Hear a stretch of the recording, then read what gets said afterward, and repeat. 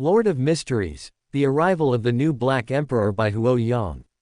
Chapter 251-275. Hobert knew that, generally speaking, magical items were divided into two types, those formed naturally, and those crafted by an artisan. The so-called natural formation basically referred to products of a Beyonder losing control, a process that would most likely result in a sealed artifact with significant negative effects, and only a very small probability of yielding a magical item with relatively minor negative effects. Currently, most magical items in the Beyonder world came from the hands of an artisan, which is why a wild artisan was so sought after. However, Hobert's definition of an extraordinary weapon had always been somewhat vague. The three of them sat on the sofa, drinking tea, and began discussing this topic. It was mainly Kelly who spoke. The simplest distinction between an extraordinary weapon and a magical item is that an extraordinary weapon is made by adding spiritual or extraordinary materials, while a magical item is made by using an extraordinary characteristic. Another significant difference is that extraordinary weapons generally have a use period, because as time passes, the spirituality attached to the materials will gradually dissipate, while magical items do not have such a restriction. She organized her thoughts and continued. Additionally, the crafting methods differ.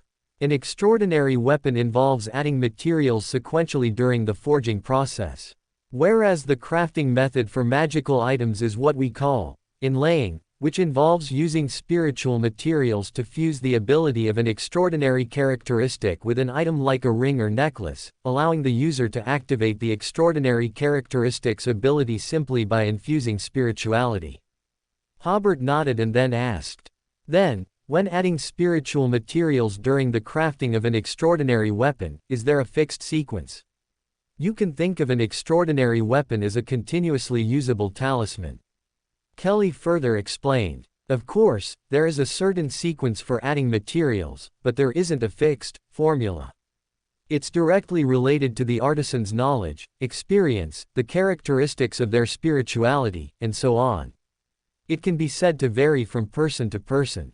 Without Hobert needing to ask further, Kelly herself sighed. Generally, only the Church of Steam and Machinery has the capability to cultivate an artisan skilled in crafting magical items. Even if an artisan without crafting experience listens to a lot of theory, the negative effects of their first few works are bound to be terrifyingly high. For a wild Beyonder, this cost is too high. Even a Sequence 9 extraordinary characteristic costs £300 to £400. If the negative effects are too high, it's better to just sell the extraordinary characteristic. However, for artisan, like us without a church background, we also have our way of survival. The price of spiritual materials is much lower compared to the price of extraordinary materials or extraordinary characteristics. It's just that a certain amount of experimentation is required for the weapon to possess an extraordinary effect, and these trial and error processes are also a cost.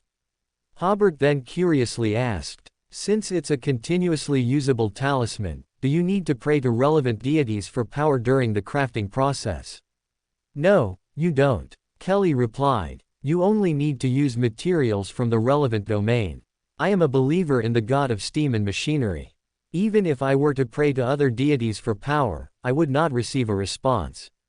She paused and continued, "My personal understanding is that although deities have corresponding authority, in the natural world, the corresponding spirituality and power also maintain a relatively free state. As long as the correct spiritual materials are used, and the timing of their use is just right, the corresponding power from the natural world can be acquired." This answer, however, made Hobert realize that although deities held authority over certain domains, they could only control the corresponding power within a certain area and could not constantly hold the corresponding power of the entire universe, or even the entire Earth, in their hands.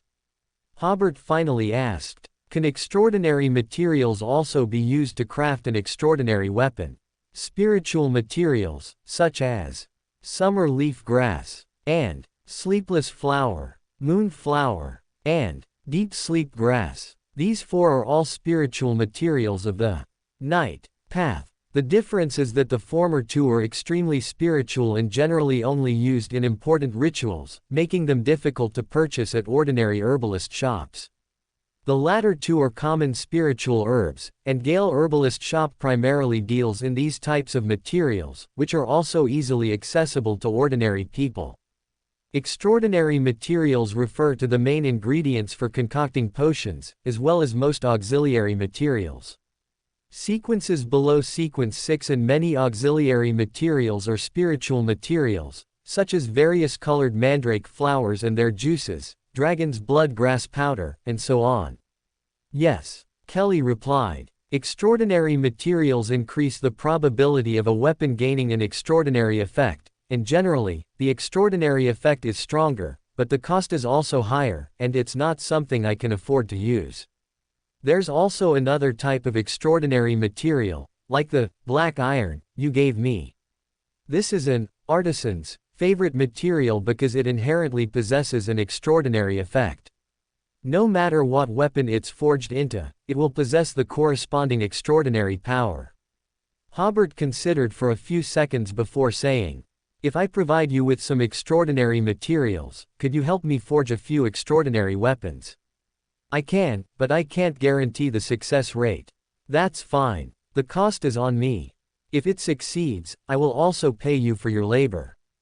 Kelly was slightly stunned. "For me, this is a great opportunity to accumulate experience, so of course, I will agree. However, I still need to remind you that I cannot guarantee the success rate. Perhaps 2 identical extraordinary materials at the sequence 8 level might be needed for trial and error, and only on the 3rd forging attempt might a valuable extraordinary weapon worth around £1,000 be produced. The cost of 3 materials alone would be £1,000, or even more, plus the necessary spiritual materials and so on. Even if you don't pay me for my labor, you'd still be losing money." Hobert smiled. "You don't need to worry about that. Since you are willing, let's establish a long-term cooperative relationship in the future." Having confirmed their cooperation, Hobert finished the tea in front of him, picked up the wooden box containing the greatsword, and stood to take his leave. As he reached the door, Hobert remembered to inform Jessica that he would have half a day off tomorrow. Hobert did not immediately return to Blanca Street. Instead, he had the carriage go to the freight train station on the outskirts of the city. Inside the carriage, Hobert was in a good mood. Besides establishing a cooperative relationship with Kelly, he also learned about the process of an artisan crafting extraordinary weapons and magical items. Theoretically, every Beander could use their spirituality and relevant materials to craft magical items or extraordinary weapons. However, for Beander not of the artisan path, the success rate of crafting an extraordinary weapon was very low, and the negative effects of the magical items they crafted might be equivalent to a sealed artifact, making it less desirable than directly using an extraordinary characteristic. Lost in Hobert's thoughts, he arrived at the freight train station once more. Grov, the night watchman at the train station, became the laughingstock among his colleagues. His colleagues believed he must have been mistaken. How could a locomotive weighing around 10 tons fly up for no reason? However, Grov's report fortunately caught the attention of the train station manager, who believed someone was stealing locomotives using some unknown method. So, he assigned Grov a partner, and the two of them patrolled at night together. That night, as they patrolled to the location of the small locomotive again, Grov immediately froze when he saw the scene before him, because he saw the familiar firelight once more. Whoosh! It was that familiar strong wind again. The two patrolmen watched as the small locomotive slowly ascended. Having gone through a similar experience once before, Grov was not as afraid as last time. He glanced at his companion, as if to say, "Now do you believe me?" Grov's companion, however, was utterly terrified, watching helplessly as the small locomotive floated into the air and finally disappeared.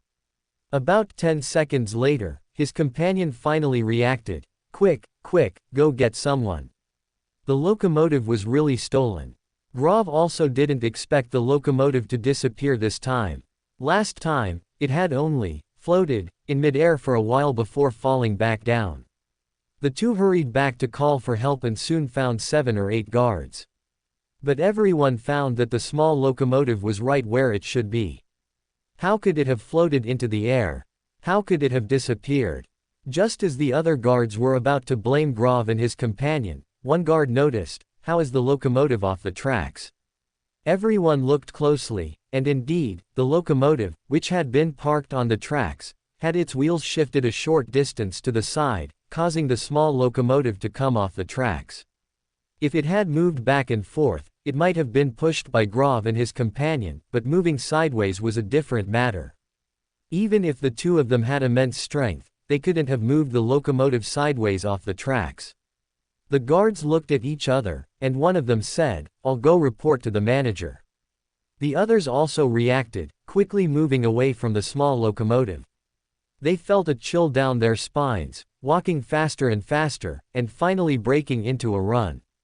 So, the next day, the rumors of the freight train station being haunted were confirmed, and the Mechanical Heart even sent 2 members to investigate. On Tuesday morning, Hobert, Furs, and Hugh were chatting and laughing over breakfast. Finishing breakfast and heading out to work felt completely different from finishing breakfast and heading out for a stroll. The three had changed their clothes and were about to leave when they met Audrey's personal maid, who was delivering letters. They opened their letters only after getting into the carriage. The content was similar. Audrey hoped to hold a Justice League gathering on Friday, and she also mentioned in the letter that she would introduce a new member. Hobert wondered if she was going to introduce Susie. The thought of Susie speaking from behind Audrey brought a strange sense of humor. The three arrived at the Russell Memorial Exhibition Hall together, and Hobert even greeted a Mechanical Heart member he knew. This member quickly reported the matter to Captain Eakins. The Church of Steam and Machinery's investigation into Emperor Rosel's creative manuscript was still ongoing. Hobert, who had visited that morning, was naturally also a suspect of the Mechanical Heart, but he was far down the list of suspects. Holomic and Eakins had not focused their attention on him, only conducting a routine check. Eakins heard that Hobert was visiting the exhibition hall again and didn't think much of it. After all, Hobert had said before that he was very interested in the set of mystical symbols invented by Emperor Rosel. However, subconsciously, Eakins had basically ruled out Hobert's suspicion. Hobert, in the exhibition hall, didn't know that his goal had been achieved. He was still considering when to come again next time. He had to use up all the complimentary tickets. While half-heartedly listening to the guide, Hobert was making plans internally when he suddenly saw a familiar figure in the study exhibition area. Although he had deliberately grown a beard and wore glasses, Hobert recognized him at a glance. It was Klein, carefully studying the exhibits in the study area. He had just thought, would Rosel have just openly placed a blasphemy card in his study? As he was searching, Klein's spirituality sensed something. He turned his head and saw Hobert smiling at him. Hobert hadn't changed much, he still liked wearing trench coats. Although it didn't look very gentlemanlike, it suited Hobert's temperament. Another change was that Hobert's cane seemed to have grown longer. Klein remembered very clearly that Hobert's cane could transform into a tree of order. Since they met here, Hobert said to Furs and Hugh, I ran into an acquaintance. I'm going to say hello. The two ladies, who were focused on listening to the guide, one said, oh, and the other waved her hand to indicate she understood. Hobert and Klein, with great tacit agreement, went to a corner of the exhibition hall. Today was a weekday, and the memorial exhibition had been open for some time, so there weren't many visitors. There were also several other gentlemen or ladies who met acquaintances, chatting in a corner like Hobert and Klein. Their actions were not conspicuous. Hobert asked with a smile, are you used to life in Backland yet? It's all right, Klein said with a smile. Aside from only seeing 5 minutes of sun every day, and the damp, cold feeling, there's nothing else I'm not used to. That sarcastic tone is very much like a gentleman from Backland, Hobert said with a smile. I was just about to try and find you, but I didn't expect to run into you here. That was true. He planned to complete Heyman's commission this week to earn the bounty so he could buy a sealed artifact with travel ability, hoping Heyman hadn't left Ruin yet. Hobert whispered, I have a commission here, to apprehend a member of an extremist organization. The bounty is £800, and he is a sequence 8, but I think he might be a sequence 7 now. Of course, I think he will definitely resist arrest, so I will just kill him. That way, I can get an extra income. How about it? Are you interested in completing this commission with me? Although his words contained a slight disguise, Klein understood perfectly. Klein, also worried about money, agreed after a brief thought. Firstly, he knew that Hobert was already a sequence 7. A sequence 7 plus a sequence 8, if it was a sneak attack, dealing with a sequence 7 would not be dangerous at all, unless the target of the apprehension had helpers. Secondly, in Klein's opinion, Hobert was a relatively trustworthy person. After all, they had fought together, and he had also seen his deeds in the newspapers. Seeing Klein agree, Hobert nodded and said, Good, then how about we meet here tomorrow morning? I have an item he frequently uses. You'll be responsible for finding him then. Once you find him, I'll charge and you cover. I'll take £50 as an information fee from the mission's proceeds, and we'll split the rest. Klein nodded and said, No problem.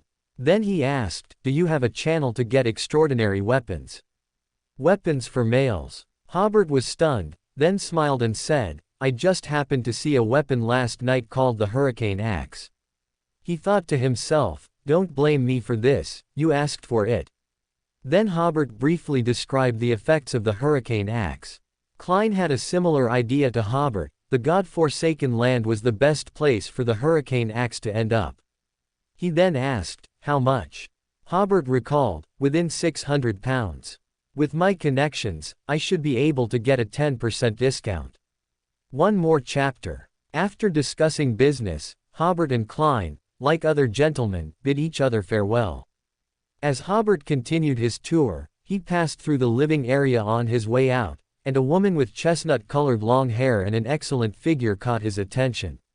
Her eyebrows were distinctive, extending all the way to the temples, adding a certain gravitas to her demeanor, making her appear very capable, like the leader of a large department. Besides her inherent beauty and outstanding temperament, her attire also stood out. She wore a pair of beige trousers that allowed for easy movement, and a pair of long black leather boots, topped with a light brown knee-length skirt, which was very different from the conservative dress style of the ruined kingdom. Even Hugh lamented that such a combination of trousers and leather boots should be very convenient for movement. In Backland, women with middle to upper incomes basically wore various skirts, and the only relatively light clothing was the knight's uniform that Hugh wore. Hobert remembered that Hugh had many similar knight uniforms, not because she liked them so much, but because in Backland, only such clothes allowed for convenient movement. Ladies all felt that trousers were not ladylike enough, so ladies' trousers had no market in the entire ruin. The woman, with her outstanding temperament and attire, seemed to sense the gaze of Hobert and the others. She merely glanced at Hobert and the others out of the corner of her eye, then continued to look at the building blocks in the living area. It wasn't until he left the exhibition hall that Hobert belatedly realized, could that have been Huang Beibei? It wasn't that Hobert was slow to react, but in his mind, Bernadette was the daughter of Huang Dao, and her Uncle Joe, even with a beard, only looked 24 or 25. So, in Hobert's subconscious, Bernadette should be around Donna's age, or even younger than Donna. After all, Hobert was also an uncle, and he was only 23 years old this year. When he imagined Bernadette, he always felt she was around 20 years old. When he saw the 27 or 28-year-old woman in the living area with a mature temperament, he didn't think of Bernadette at all. But thinking back, chestnut hair, an excellent figure, and a pioneering and unique style of dress, who else could it be but Bernadette? Hobert, we're leaving first. Hugh, who had boarded the public carriage, said to Hobert, who was clearly distracted. Hobert then came back to his senses. See you tonight. Oh, no, I have an engagement tonight, no need to prepare my dinner.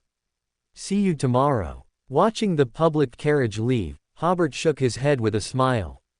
Even if he recognized Bernadette, trying to strike up a conversation now would likely result in being beaten up as a rogue. Bernadette definitely had that kind of strength.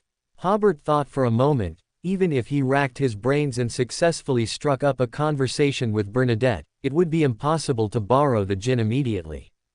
It's better to wait for a natural opportunity to interact with her in the future, Hobert thought, lest Bernadette form a bad impression of him, which would affect the process of borrowing the djinn later. After seeing a commemorative exhibition at noon, Hobert returned to the law firm in the afternoon to continue working. Around 3 or 4 o'clock, Hobert received a reply from Elizabeth, saying that she and Serena, as well as Melissa and Benson, would be coming to Backland this weekend. The letter did not mention any other content, so Hobert unfolded the letter and wrote a brief reply. It roughly stated that he knew and asked Elizabeth to send him a telegram after purchasing the tickets so he could pick them up at the station. After work, Hobert and Jessica took a carriage together to her and Kelly's residence. Kelly was tidying her belongings in the studio, and Jessica went to the restaurant to buy 3 simple meals. After they finished eating, they found a hired carriage and headed to the suburbs. It was already pitch dark while they were still on the road. When they arrived at the agreed-upon abandoned workshop, a thin mist had already appeared in the cold early winter air. The other party had already arrived. As Kelly described, there were 4 of them, and they were all Beyonders. The gazes of the 4 people almost simultaneously turned to Hobert. Clearly, they hadn't expected Kelly to bring others. The workshop was very spacious, with some discarded items piled in the corner. There was only a table and an oil lamp in the middle, and the 4 of them were already seated on the inner side. Jessica, who was walking last, closed the door. Hobert and the other 2 sat on the side closer to the door, with Hobert deliberately sitting on the left, leaving the middle seat for Kelly. "I didn't expect you to bring other people. This is against the rules," said John, the leader of the other party. On the carriage ride over, Kelly had introduced Hobert to the others. The leader was named John, the Sequence 7 was named Alex, and Kelly didn't know the names of the 2 Sequence 8s. As for names like John and Alex, they sounded like aliases at first listen. "You have 4 people, and we only have 2, Jessica explained for Kelly. "Bringing one more person makes us feel a bit more at ease." "All right," said John, a tall and strong man in his 40s, with a forced smile. "I hope this friend can keep a secret. Only dead people can truly keep secrets." "No, in the mysterious world, even dead people can't necessarily keep secrets. You still have to remember to dispose of the body." John had already made up his mind that whether Kelly was willing or not, she would become a member of their organization today. And Kelly was there to refuse to join their organization, so the conversation became deadlocked from the start. John quickly lost his patience. He sneered at Kelly. "You don't think that just because you found a pretty boy, you have the confidence to refuse us, do you?" Hobert finally spoke. "Theoretically speaking, yes." John smiled and shook his head. All right, say whatever you want." He no longer concealed his intentions. "Today, Kelly must join us. As for the 2 of you, you can also join us. If you don't, hee." John had already done his research. Although Kelly was a Sequence 6, she was not good at combat, and Jessica was only a Sequence 9. As for the helper they found, it was most likely a Sequence 7, at most a Sequence 6. Among Wild Beyonders, a Sequence 6 helper is very difficult to find, of course, excluding artisans. After all, when they encounter difficulties, everyone wants to help a bit, so that they can entrust artisans to craft weapons for them later once they have a connection. But even if this helper was a Sequence 6, John wasn't afraid. They had 4 people and were rich in combat experience. Even if they weren't sure they could kill this helper, they were absolutely confident they could defeat or drive away the opponent. By the time this helper found more helpers, they would have already taken Kelly and left Backland. Hobert asked, "Is there no room for discussion?" "None," John said decisively. Hobert smiled. "That makes it easy then. I happen to be short on money lately, and you've delivered yourselves to my doorstep. I should thank you." Before John could say anything, he heard one of the 2 Sequence 8 provokers say to the other Sequence 8, "Mary must have been blind to fall for a fool like you. I'm going to rescue her from your clutches." The other Sequence 8 was not to be outdone, saying, "I've wanted to dig out your eyes for a long time. Did you think I didn't notice your disgusting gaze when you looked at Mary?" For about half a second, John wanted to scold his two subordinates, not even looking at the timing. "Aren't you afraid of being embarrassed by your petty squabbles?" But then he reacted, quickly jumping away from the table. This, pretty boys, attack had already begun. Everyone's monthly votes are very strong, and the author's extra chapter should naturally be just as strong, ******. To write this extra chapter, the author woke up around 6 in the morning. Writing in the early morning feels very good, but all need to take a nap after lunch. This was Hobert's first time using corrosion, and he lacked experience, so he used it on 2 Sequence 8s. It took about 4 or 5 seconds to take effect, and he successfully made the two gradually become dark and greedy, unable to hold back any longer, and they immediately lashed out. As John reacted, Hobert flicked out the uncontrolled stone he had been holding in his hand. Distortion. An invisible, distortion force exploded within a 3-meter radius in front of him, and even though John jumped away in time, he was still within the attack range of the uncontrolled stone. One of the 2 Sequence 8s immediately lost control, while the other's muscles swelled and contracted, already on the verge of losing control. Sequence 7 Alex scrambled to get as far away from the uncontrolled stone as possible, and John's face also turned ashen, as a dawn-like glow immediately appeared on his body, making his complexion much better. This was a Sequence 6 Dawn Knight from the Warrior pathway. Throwing out the uncontrolled stone also completed the bribe process, weakening. The dawn glow on John's body faded, and the dawn sword he was about to conjure vanished like a firework that suddenly fizzled out. However, his dawn armor had already materialized, and the dawn glow greatly offset the weakening state. After shouting, "Weakening," Hobert kicked aside a table, originally intending to pursue Alex, but that guy, despite his awkward escape posture, ran very fast and was about to crawl to John's feet. So Hobert quickly made a decision, rushing forward a few steps and using his blade to first eliminate the Sequence 8 who had begun to lose control. He made this choice because although John's current state was very poor, it would be difficult to deal with him quickly. And if these Sequence 8s who had begun to lose control completely lost control and turned into monsters, they would attack everyone in the room indiscriminately. Just by looking at Kelly's stance, it was clear she hadn't fought much, and by then, she and Jessica might not even be able to take down the out-of-control monster. So Hobert chose to eliminate the Sequence 8 who had just started to lose control, leaving the other Sequence 8, who was already in a very bad state, for Kelly and Jessica to deal with. "Good blade," Hobert exclaimed. With that one slash, Hobert cut off half of the opponent's head along with a shoulder, feeling surprisingly little resistance. Hobert seized the opportunity and threw another uncontrolled stone towards John and Alex. Distortion. John finally conjured a seemingly thin dawn sword. Although his negative status was still severe, he still reacted quickly, stepping forward and using the dawn sword to bat the uncontrolled stone back. Hobert's eyes narrowed, and he quickly used the wax seal on his waist as a medium to mobilize the power of the Country of Disorder, retracting the power contained within this uncontrolled stone. Even so, Hobert was still not at ease, and he used his Tang Dao to knock the uncontrolled stone into a corner of the abandoned workshop. Hobert's tactical error allowed John to regain some initiative. He took another step forward, raised his dawn sword, and slashed at Hobert. Although the opponent's dawn sword was relatively thin, a flesh and blood body could not withstand such a slash. Distortion. This time, it was Hobert's extraordinary ability, distortion. Because John's condition was not very good, Hobert successfully distorted the opponent's attack target, then thrust forward, preparing to pierce John's dawn armor.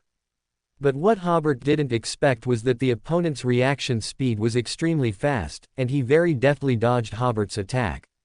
Hobert attacked continuously, but the opponent's reactions were incredibly agile, completely unlike a 1.9-meter tall strong man.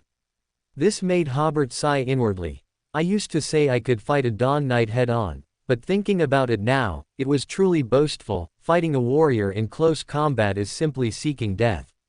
Hobert believed that if John were in his peak condition, he might have already been cornered.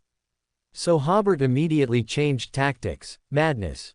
John's mouth fell open, his face filled with surprise, and the madness in his heart surged out like a spring, causing him to temporarily lose his reason. Good opportunity. Hobert swept his blade horizontally, preparing to cut through the opponent's dawn armor. Just then, his spirituality suddenly sensed danger from his side, and at the same time, Hobert felt his legs unable to move. He opened his spirit vision and saw a pale-faced undead, tightly clutching his legs. Whoosh! The ground on one side suddenly became illusory, and 3 golden-boned skeletons emerged from within. These 3 skeletons, one wielding a war hammer, one a battle axe, and one a 2-handed greatsword, charged towards Hobert. Looking at Alex again, at some point, the whites of his eyes had turned completely black, and there was no life in his pupils. He stood there blankly, like a dead person. Earlier, Alex was the only one who had time to catch his breath. He had now recovered some of his state, so he quickly summoned some undead to fight for him. Meanwhile, Kelly and Jessica had already worked together to eliminate the Sequence 8 who was on the verge of losing control, and Kelly raised her war hammer, ready to deal with Alex, who was now unable to move. When Alex usually fought, his limit was summoning 4 ordinary undead or 2 ordinary nature spirits, but he wouldn't be so completely unable to move. Today, it was because his condition was very poor that he dared not move, fearing that any movement would interrupt his connection with the underworld, thereby causing the skeletons and undead to lose their source of power. The skeleton wielding the battle axe blocked Kelly's path, engaging in a back-and-forth fight with Kelly. Jessica, behind Kelly, took out a soft whip from a pocket on her waist. With each swing, she wrapped a thin thread around the skeleton's body, and after a dozen swings, the skeleton's movements had slowed down considerably. Hobert, on the other side, had already escaped his predicament. The Tang Dao in his hand was crafted from top-grade materials from the Death God pathway, and with a casual swipe, under the suppression of his status, the bones of the 2 golden skeletons trembled, and their attacks also became slow motion. Hobert held his blade upright and stabbed downwards, and the undead holding his leg immediately fled back to the underworld. Although a Sequence 7 telepath can summon undead to fight for them, when undead sense a fatal, oh, no, they are already dead. However, when undead sense danger, they will disobey the telepath's commands without hesitation. Hobert swung his blade at the 2 golden skeletons again. Because skeletons lack intelligence, they continued to follow the telepath's commands. As a result, one skeleton directly fell apart amidst its trembling, and the skeleton wielding the 2-handed greatsword struggled to withstand Hobert's Tang Dao, but the sword in its hand quickly turned black and then directly into dust. Hobert kicked it, causing this skeleton to also fall apart. Alex's face was pale, and he was covered in sweat. Collapsing onto the ground, he felt the suppression from the pretty boy's blade. Fortunately, his desperate struggle just now allowed John to recover from the madness state. The expression on John's face was still somewhat distorted, but after his recent recovery, the Dawn sword in his hand was more solid, and he raised the Dawn sword and charged towards Hobert. Hobert simply plunged his blade into the ground, quickly opened the small black box in his jacket pocket, and a classic pocket watch fell into his hand. His other hand reached forward and grabbed. The Dawn sword in John's hand suddenly disappeared and reappeared in Hobert's hand. John hadn't fully regained his sanity. He lunged forward, swinging his arm as if slamming a ball of air in front of Hobert. The Dawn sword in Hobert's hand quickly vanished as its power source was gone, but John wouldn't be able to reform the Dawn sword for the next 10 minutes. At the same time, Hobert also felt a limitation of the dream-stealing watch. In combat, its first successful theft of an extraordinary ability from an enemy had a very high probability, but the probability became very low when attempting a second theft of an extraordinary ability from the same enemy. This wasn't really a negative effect, but rather a limitation. Hobert estimated that a true Sequence 5 Dream Stealer should also have similar limitations, though perhaps the probability of theft twice or thrice from the same target would be high, with subsequent probabilities dropping significantly. Otherwise, if there were no limitations, the opponent would certainly steal all of the enemy's abilities right away, making them invincible. It didn't matter if he couldn't steal extraordinary abilities, he could still steal John's thoughts. As John realized his hands were empty, Hobert seized the opportunity to steal his thoughts. John, who hadn't fully recovered his sanity, froze there, suddenly devoid of any thoughts. Hobert seized the opportunity, drew his blade, and finally cut through John's dawn armor. At the same time, John reacted, quickly leaping back, trying to reform the dawn sword, but he couldn't manage to do so.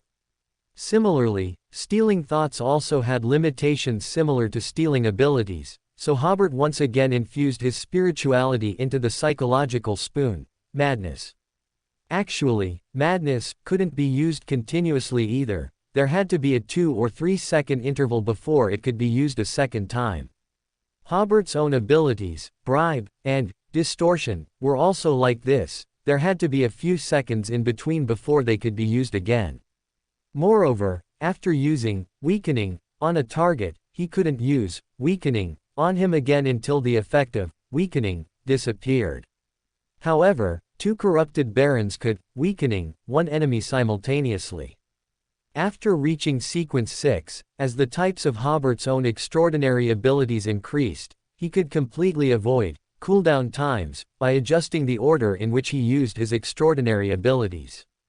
When John heard the word madness again, the dawn light on his body brightened considerably. This ability had the effect of blocking any extraordinary ability. So this time, madness was far less effective than last time. John still retained some sanity. He reformed his dawn armor while dodging backward.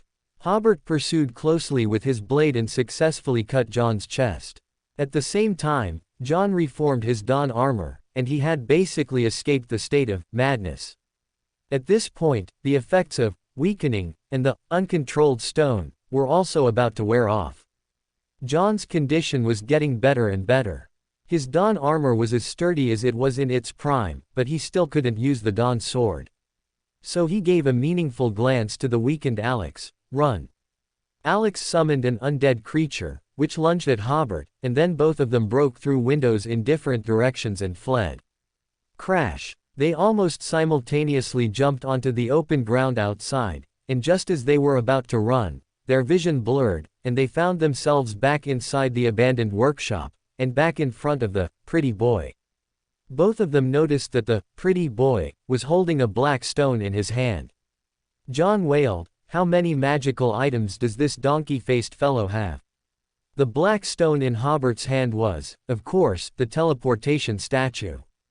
He was also glad that after becoming stronger, he hadn't underestimated his opponents too much and had brought the teleportation statue with him in advance. Just now, after scaring away Alex's undead with his raised blade, he quickly took out the teleportation statue from the box at his waist. After teleporting the opponent's back, Hobert stabbed Alex with his blade, while Kelly, who had already sent the golden skeleton back to the underworld with a hammer blow, came over to help, raising her warhammer to strike John. Alex again dodged by rolling and crawling. He took a blow from Hobert on his back, preparing to escape wounded, but after only a couple of steps, he felt a chill throughout his body, and his spiritual body seemed to shrink. The blade in Hobert's hand was like his natural enemy. Alex was suppressed in all aspects. Hobert took a step forward and delivered another blow, killing the telepath who called himself Alex. On the other side, John also took a hammer blow from Kelly, and using the force of that hammer, he leapt out of the window again. Kelly's hammer only caused John's dawn armor to shake slightly. Hobert immediately used the teleportation statue to teleport the opponent back again. At this point, John was still able to respond calmly. The moment he returned to the abandoned workshop for the second time, he charged at Hobert. Although he couldn't use the dawn sword, his strength and agility were still there, and he could kill Hobert barehanded. Even if Hobert had a blade, he might not be an opponent for a Dawn Knight. Fortunately, Hobert had always been wary of the opponent's counterattack and didn't engage in a head-on fight, merely skirmishing with John. If he couldn't dodge John's attacks, he would use the teleportation statue to move the opponent backward, causing the opponent's attack to miss. Or he would use the extraordinary ability, distortion, to make John's movements deviate. Theoretically, the teleportation statue could allow Hobert to avoid any physical attacks, but because John was clad in dawn light, his thrown punches were surprisingly also considered extraordinary attacks and were not within the avoidance range of the teleportation statue. Kelly tried to come to help several times but was shouted back by Hobert. John no longer fled, his fists raining down on Hobert like a storm. If he kept fighting like this, he wouldn't feel tired even after another 20 minutes, and his spirituality told him that he would be able to reform the Dawn Sword soon. As long as he had the Dawn Sword in hand, there was still a possibility of turning the tables. At the same time, he felt that the pretty boy in front of him had been constantly using the ability of corrosion on him, but he didn't take it to heart, because Dawn Light could help him block most of these types of extraordinary attacks. After half a minute of entanglement, the negative effects on John had basically completely disappeared. John, who had fully regained his sanity, suddenly thought, "This pretty boy isn't stupid either. Why isn't he thinking of other ways, just waiting for me to be able to reform the Dawn Sword?" Not good, John suddenly thought. He's also buying time. As he thought of this, John felt a chill throughout his body, and the wound cut by the tang blade earlier became increasingly painful. John looked down and saw that the area around the wound had turned purple as if poisoned, and thick blood was flowing out. Hobert was waiting for this opportunity, corrosion. For the past minute or so, he had been laying the groundwork.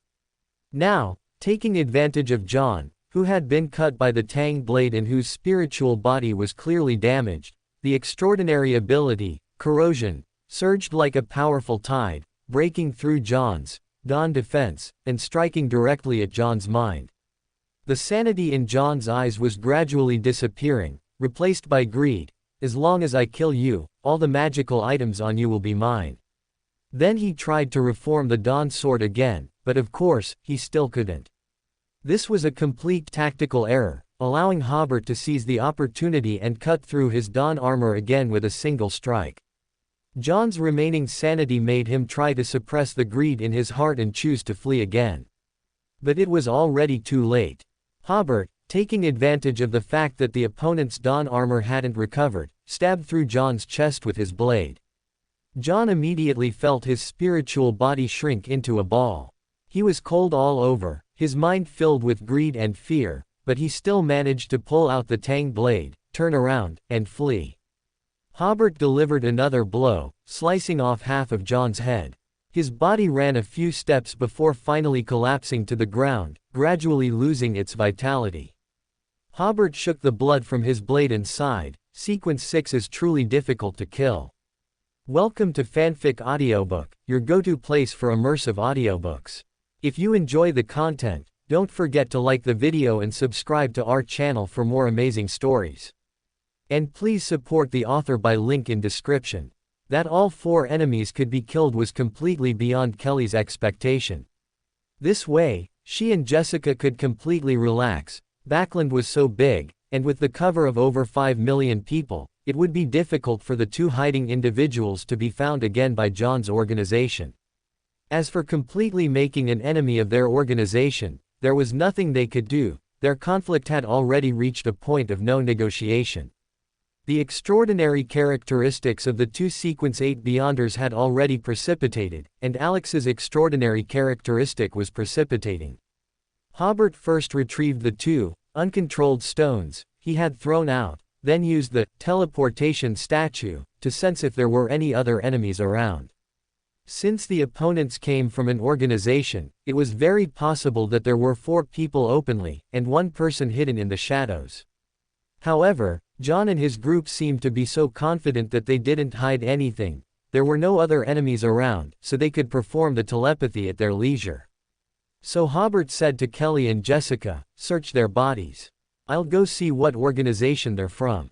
After speaking, he came to John's side, and his eyes suddenly became like those of the telepath, Alex just now, with no whites. Hobert used the psychic necklace to grasp John's dissipating spirituality for telepathy, and once again arrived in the world covered by gray fog. He looked at the dazed John in front of him. The name of your organization. The name of your organization. ... After silently chanting 7 times, the gray fog began to roll, outlining a scene, a windowless, cramped room, seemingly underground. In front was a wooden table with a lamp on it. Across from him sat a middle-aged man in a hooded robe.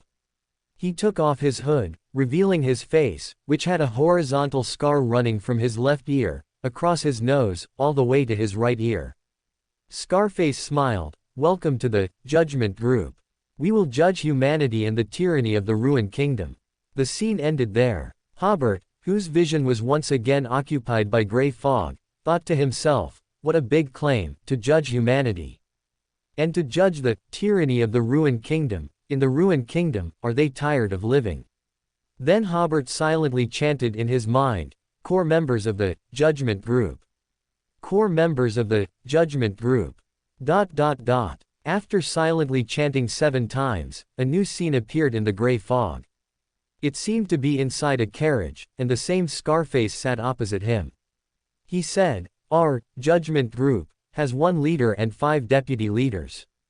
I am your superior, one of the deputy leaders. Then the scene changed, coming to the wilderness. Scarface walked with a graceful and beautiful young woman. The two seemed to be discussing something, but John was too far away to hear their words. The scene changed again, and a gloomy old man appeared before him. He asked coldly, are you the helper Gale sent? Hobert, who already had ample telepathy experience, quickly skipped to the next scene to save time. This scene was very blurry. He could only roughly make out that it was in a spacious and luxurious room, clearly not of ruined style. John stood behind Scarface Gale and saw an old man in luxurious clothes sitting behind a lavish desk. This old man exuded an oppressive majesty that made it difficult to breathe, but his face and physical features were unclear. Gale immediately bowed and ordered John to quickly kneel on one knee, while he smiled and explained, it's his first time meeting the leader, so he's inevitably a little nervous. Then this scene churned like boiling water, quickly turning into rolling gray fog. Hobert sorted out the information he had just obtained. The majestic old man who appeared last was the leader, but he didn't get any valuable information from him, not even what style of clothes the old man was wearing. There were 2 possibilities for this situation. First, the old man's sequence was very high, and the psychic necklace couldn't display his appearance. The second possibility was that the old man had a high-level sealed artifact on him, which obstructed Hobert's telepathy. Hobert leaned towards the latter. At least a sequence 3 level was required to have the ability to obscure some key information about himself during telepathy. And if that old man was a sequence 3, the Judgment Group would not be unknown. In addition, John's superior Gale, as well as the beautiful young woman and the gloomy old man, were 3 of the Judgment Group's deputy leaders. John probably hadn't met the other 2 deputy leaders, so there were no related memories. John was a sequence 6, and seemed to be deeply trusted by Gale. That's right, among Wild Beyonders, sequence 6 was already a master. Gale only had 2 or 3 sequence 6s under him, so who else would he trust? Based on the sequence, John was a sequence 6, the deputy leader should be a sequence 5, and the leader was most likely a sequence 4. This was already a considerable Beyonder organization, but for official Beyonders, such strength could only be used for clandestine sabotage. At this time, John's spirit body had faded considerably. Hobert thought for a moment and then silently chanted, "Potion formula. Potion formula. ... In fact, the greatest use of telepathy was to acquire potion formulas, whether they were useful now or not. This was a Beyonder's accumulation, and also an important fortune. The gray fog rolled again, presenting a scene of a pile of miscellaneous items. These were all John's father's relics. Among some mysticism materials, John noticed the first potion formula in his life. Sequence 9, Fighter. Main ingredients: 1 complete ape grass, the single horn of a berserk rhinoceros. Auxiliary ingredients: 80 ml pure water, 9 ml of golden cloak grass juice, 1 golden dandelion flower, 5 berries of black nightshade. Then the scene changed. John was in a spacious living room, where 20 or 30 hooded people were gathered. This was a Beander gathering. John was lucky enough to buy the Sequence 8 potion formula at this gathering. Sequence 8. Fighter. Main ingredients: crystal of berserk mimosa, complete brain of a Dutz cave lion. Auxiliary ingredients. After Hobert clearly saw the potion formula, the scene changed again. The process of John acquiring the potion was also a brief overview of his Beander life. In a fierce battle, John defeated his opponent and seized the Sequence 7 inches weapon master potion formula from him. Afterward, John met a Dawn Knight. He wanted to use all his assets, about £1,500, to buy the Dawn Knight potion formula. However, he was rejected by that Dawn Knight, who then set his sights on John's assets.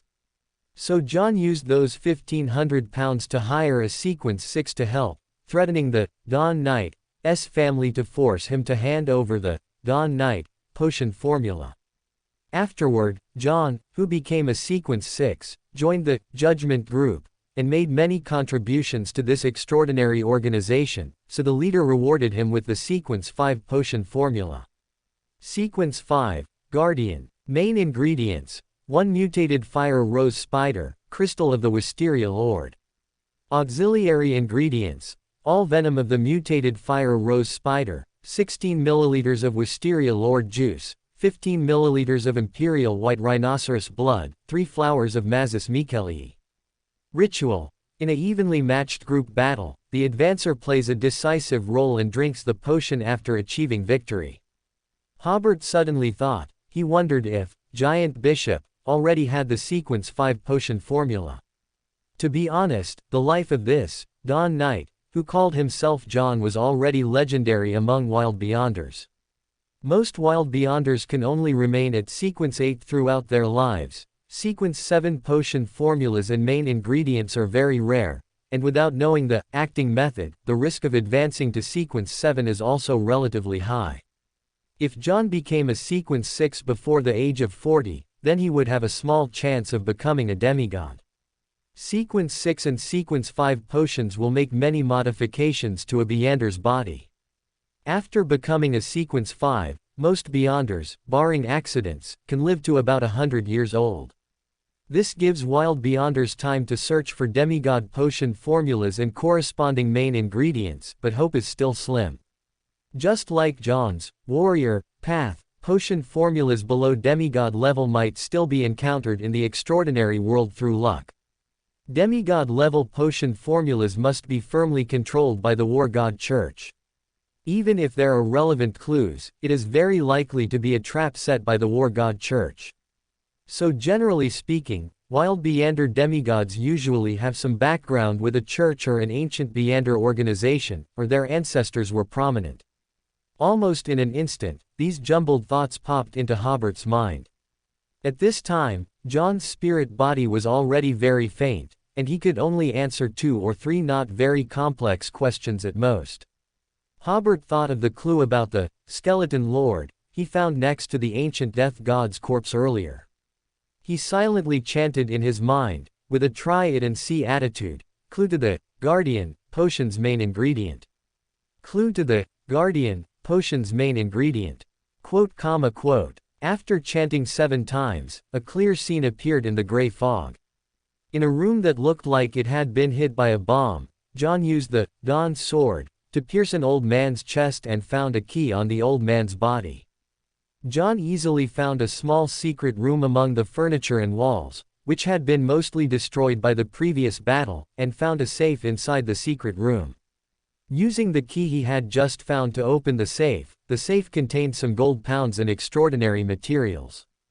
After looting everything, John's spirituality seemed to sense something, discovered a hidden compartment in the safe, and found an exquisite wooden box inside the compartment. Opening the wooden box, inside was a crystal clear spider that glowed with a faint twilight-like light. This made the observing Hobert momentarily stunned. This John really had good luck. He had committed so many murders and robberies with hardly any failures, and he always managed to drop potion formulas or main potion ingredients of the same sequence from his enemies. The spider in the box, which looked like a crystal lamp in the shape of a spider to Hobert, should be one of the main ingredients for Guardian, the mutated fire rose spider. Then the scene changed, and Hobert saw a road sign appear before his eyes. Boston Cemetery, Connaught City. John killed a homeless man, disguised him as a deceased friend, bought a grave plot in Boston Cemetery, and even invited a priest to help the homeless man's soul rest. But after the priest left, John pulled the body out of the coffin, placed the wooden box containing the mutated fire rose spider inside the coffin, then closed the lid, filled it with soil, and disguised it as an ordinary grave. Hobert saw that the name on the tombstone was John, which might have been the homeless man's name, or just a random name made up by the Dawn Knight. This suggested that the Dawn Knight's real name was not John. From a mystical perspective, the Dawn Knight should not have used the name John in this operation. Perhaps it was this name, which had some inexplicable association with the Dawn Knight, that caused his luck to turn bad, leading him to fall into Hobert's hands. Hobert's eyes were covered by gray fog again. He quickly asked, "Who knows about your hiding of the mutated fire rose spider? Who knows about your hiding of the mutated fire rose spider?" The gray fog once again materialized a scene. Before his eyes was a full-length mirror, and the Dawn Knight was tidying his clothes in front of it. Then the scene before him disappeared, turning back into gray fog. Hobert understood, meaning that only the Dawn Knight himself knew this secret. Seeing that there was still a chance, he quickly asked, "How to contact your superior, Gale? How to contact your superior, Gale?" The gray fog rolled, outlining a blurred figure, which looked like Gale, who had appeared before. Since the Dawn Knight's spirit body had become very weak, Gale's expression and attire were no longer clear. Only Gale's voice was heard saying, "I will come to you when I have a need, do not actively seek me out." The scene ended there, and the Dawn Knight's spirit body completely dissipated. Hobert automatically exited the telepath state. He smiled. When others use telepath, they only ask a few key questions. When I use telepath, I usually make the enemy's soul scatter. However, the harvest from this telepath was not small. The mutated fire rose spider alone was worth at least 3,000 gold pounds. The Dawn Knight's extraordinary characteristic had also been extracted, and Kelly and Jessica had completed their body searches. They indeed had no magical items on them, only some gold pounds and spiritual materials. This made Hobert sigh. Poverty is the norm for wild beyonders. Kelly piled the 4 bodies together, took out a metal bottle, and poured the liquid from the bottle onto the bodies. Amidst sizzling sounds, the 4 bodies were quickly dissolved by the liquid. Jessica, who had already drawn a bucket of water, rinsed them with water, and the 4 bodies were thus cleanly disposed of. Then, under Hobert's instructions, Kelly and Jessica carefully searched for any hairs they might have accidentally dropped, and then the 3 of them filed out of the abandoned workshop. The wax seal made from the Order crystal on Hobert had anti-divination properties, and he had left no clues at all, so he was not afraid of the judgment group coming to find the murderer. In the carriage on the way back, Kelly suddenly said, "Alex once commissioned me to forge an extraordinary weapon for him, but it wasn't found on him. It seems he made it for someone else, or it was a task for their organization." Hobert nodded. Their organization is called the Judgment Group, and it has some characteristics of a terrorist organization. They don't dare to act openly. As long as you hide yourselves well, they won't discover you. Back at Kelly and Jessica's residence, they laid all the spoils on the table. The most valuable items were the 4 extraordinary characteristics, as well as 62 gold pounds in cash and some spiritual materials. Hobert took the extraordinary characteristics of the Dawn Knight and the telepath, the rest are yours. Kelly, however, handed the extraordinary characteristic of the provoker To Hobert, we didn't play much of a role in the battle just now. This extraordinary characteristic is also for you. Hobert hesitated for a moment, then did not stand on ceremony with them and took the extraordinary characteristic of the provoker. Kelly and Jessica still had to move tonight, so after the spoils were divided and a discounted price of £480 was paid for the hurricane axe, Hobert immediately left. The reason Hobert brought this up after the battle, rather than before, was to avoid Kelly and Jessica misunderstanding it as an advance request for benefits. He certainly knew that sometimes, even if he didn't mean it, if everyone else thought he did, no amount of explanation would help. In the carriage back to Blanca Street, Hobert re-examined tonight's actions, confirmed there were no omissions, and no one was following him, before he finally relaxed. Then he began to reflect on this battle. During the fight, Hobert realized that his first Sequence 6 battle in his life had made quite a few errors. Now that the battle was over, Hobert habitually began to review it. First, he realized his first error was not to use the uncontrolled stone a second time. This one-time extraordinary item had unexpected effects when used for the first time, and crucially, it could also complete the bribe process incidentally. However, when used a second time, with the opponent prepared, it would be difficult to achieve the desired effect, and might even cause him to lose tactical initiative. The second error was that Hobert found himself somewhat underestimating the enemy tonight. He should have used the order wood at the beginning of the battle to create an environment favorable to his abilities. Recently, Hobert had not participated in very intense extraordinary battles, while his own strength had significantly improved, which made him somewhat complacent. If Hobert hadn't had enough extraordinary items on him, tonight would have had a different outcome. Hobert firmly kept these two errors in mind, and he planned to re-evaluate them every time before participating in a battle in the future. Next was to review the experience gained from this battle. First, Hobert gained experience in corrosion of other people's minds, being able to complete the corrosion process on ordinary people in 1 or 2 seconds. When used on a low sequence meander, it takes about 4 or 5 seconds to take effect. An opponent at sequence 7 might take 6 or 7 seconds to be effective, and there's a significant chance of being discovered by the opponent. At the same level, sequence 6, it might take more than 10 seconds to be effective, and it will almost certainly be discovered by the opponent. However, what Hobert was satisfied with was that he could use corrosion while fighting, and it didn't matter if the opponent discovered it. The second insight was the use of the distortion extraordinary ability. Sequence 6 distortion was more useful than Hobert imagined, and if used well, it could even make enemies attack their own allies.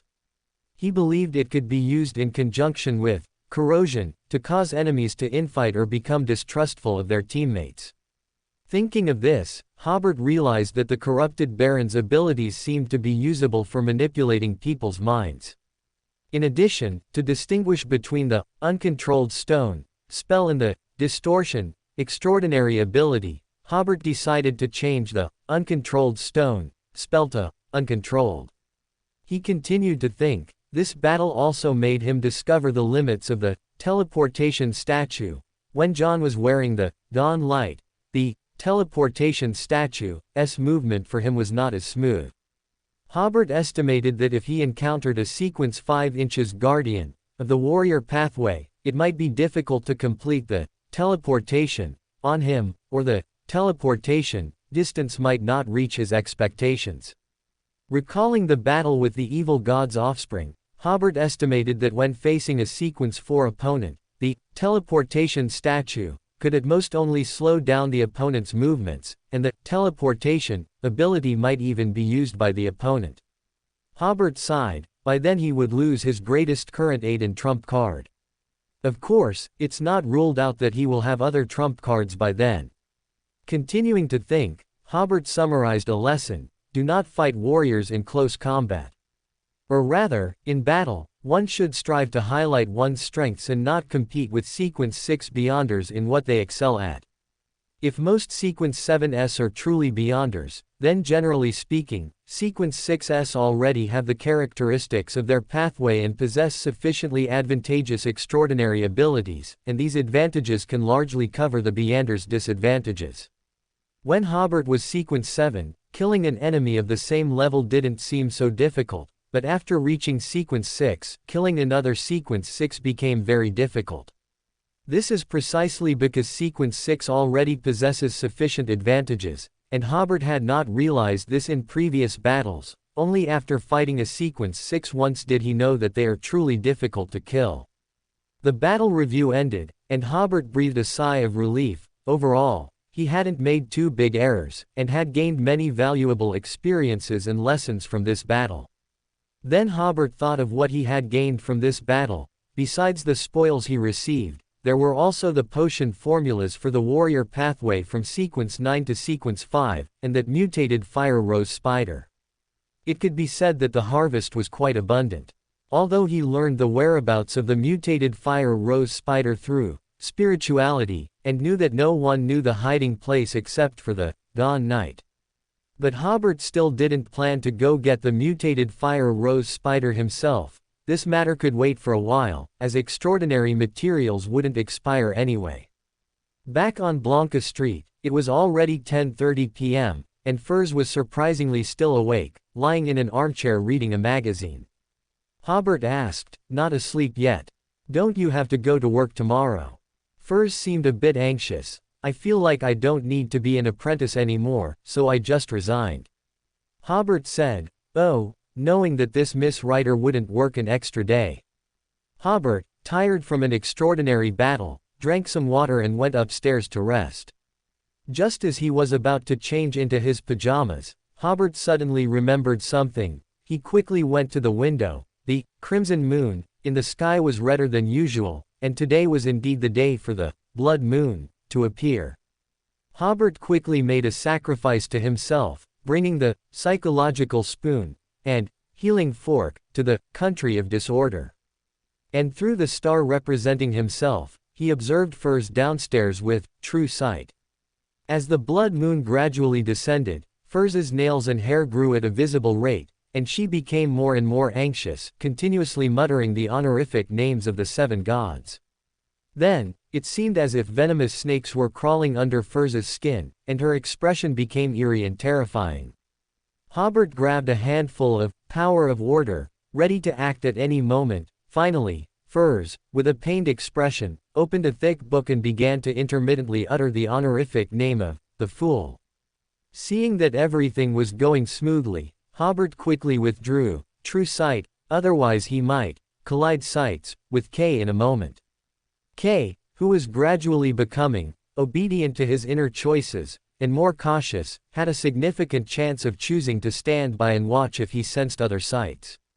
Hobert left the country of disorder, dispersing his spirituality, and did not feel any strong spiritual fluctuations. Apparently Furs's loss of control did not continue. After waiting for more than 10 minutes, Hobert, now in his pajamas, came downstairs. "Sorry, I just remembered, today is the day of the blood moon." After saying that, without explanation, he poured his spirituality into the healing fork, and healed Furs with healing art. Healing art made Furs feel completely comfortable. She first hesitated to speak, and then seemed to remember something. "Thank you, Hobert, thank you for your advice earlier."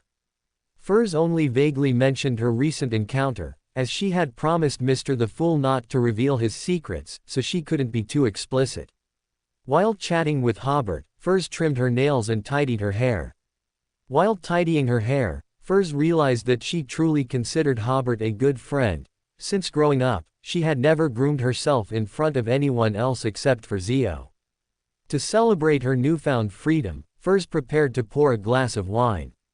"Wait a moment," Hobert seemed to suddenly think of something. After going upstairs, he quickly came down with a bottle of white wine. "This is a good bottle of wine my father gave me. I've been reluctant to drink it, but let's drink it today to celebrate for you." This bottle of white wine was the leftover vintage from preparing the corrupted Baron potion. Furs thought Hobert understood her vague description and smiled as she took out 2 wine glasses.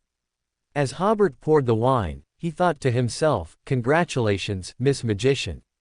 Just as they were about to raise their glasses, Zio, who had been busy all night, entered, covered in dust. "It's so late, and you two are still awake." She sniffed the air. "Very nice white wine. Why are you drinking so late at night?" Hobert took out another glass, and as he poured the wine, he said, "Furs said she noticed you've grown a few centimeters recently, so we're celebrating." Furs smiled and offered no explanation. Zio first glared angrily at her friend, then slumped her shoulders. "All right, I have to admit, I've been wearing shoe inserts these past few days." Both Hobert and Furs were stunned. They were both very surprised why they hadn't noticed this. But both tried their best to hide their surprised expressions and tried not to stare at Zio, because doing so would be too hurtful. To ease the awkwardness, Hobert raised his glass and said, "To a wonderful new life." Furs echoed, "To a wonderful tomorrow." Zio also raised her glass. "I hope I can find an extraordinary medicine that makes adults grow taller."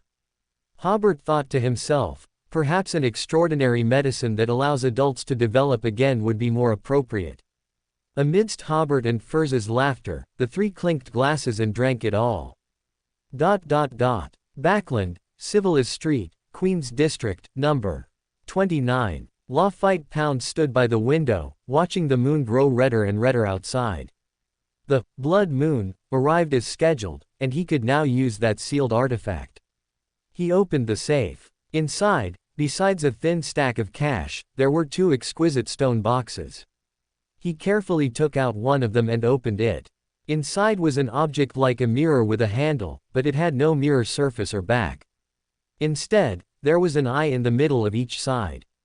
At this moment, one of the two eyes was open, and the other was closed. Lafayette held the mirror and walked into the blood-red moonlight, allowing the crimson moonlight to shine on the mirror. The eye that had been opened slowly closed. This was a sealed artifact that could determine whether one was under the surveillance of others. The normal state of the sealed artifact was one eye open and one eye closed. If it was placed under the moonlight of the blood moon, and the open eye did not close, it meant the holder was under secret surveillance by others. If both eyes closed, it indicated that the holder was not being monitored. If both eyes opened, then run quickly, if there was still time. The result Lafayette got was, both eyes were closed. He couldn't help but sneer, the royal family and the Church of Steam and Machinery really have no patience at all. Of course, this was inseparable from his superb acting skills, for which he also paid a certain price. Because he was missing a front tooth, he now had a lisp whenever he spoke. He put the mirror, with eyes back into the stone box, in a lightless environment. Lafayette then took out another stone box and retrieved a crystal ball with a captivating blue color from it. These were the only two sealed artifacts left of the Pound family. The other sealed artifacts had been sold by Lafayette, leaving only these two sealed artifacts, whose effects were roughly equivalent to grade 3.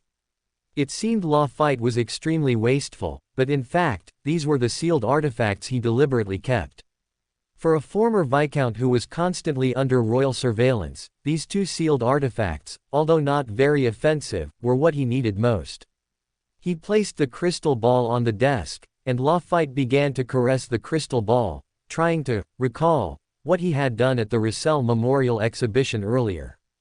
Because at that time, Hobert had only used the psychological spoon to seal a part of his memory and had not had time to use the power of the country of disorder to interfere. Lafayette also used his spirituality as a medium to recall his experiences, so he quickly recalled many details from the memorial exhibition at that time. Most importantly, he recalled that honorific name.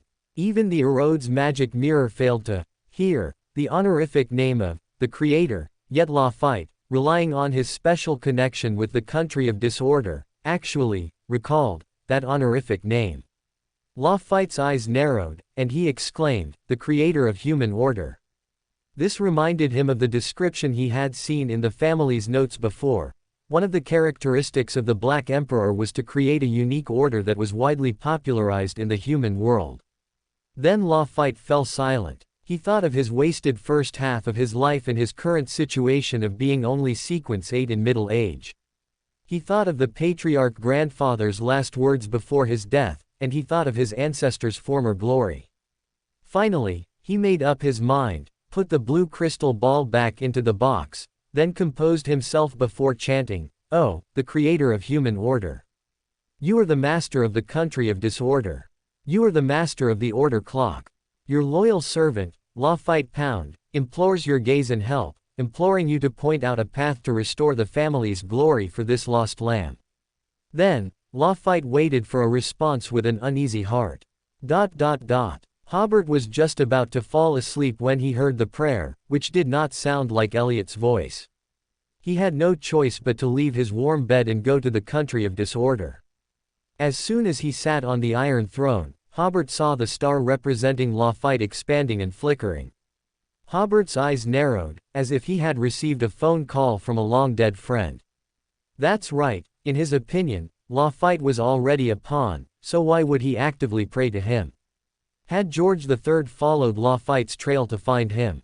Or had the Church of Steam and Machinery used some method to obtain the honorific name of the Creator? After hesitating for more than half a minute, Hobert finally extended his spirituality to the star representing LotM.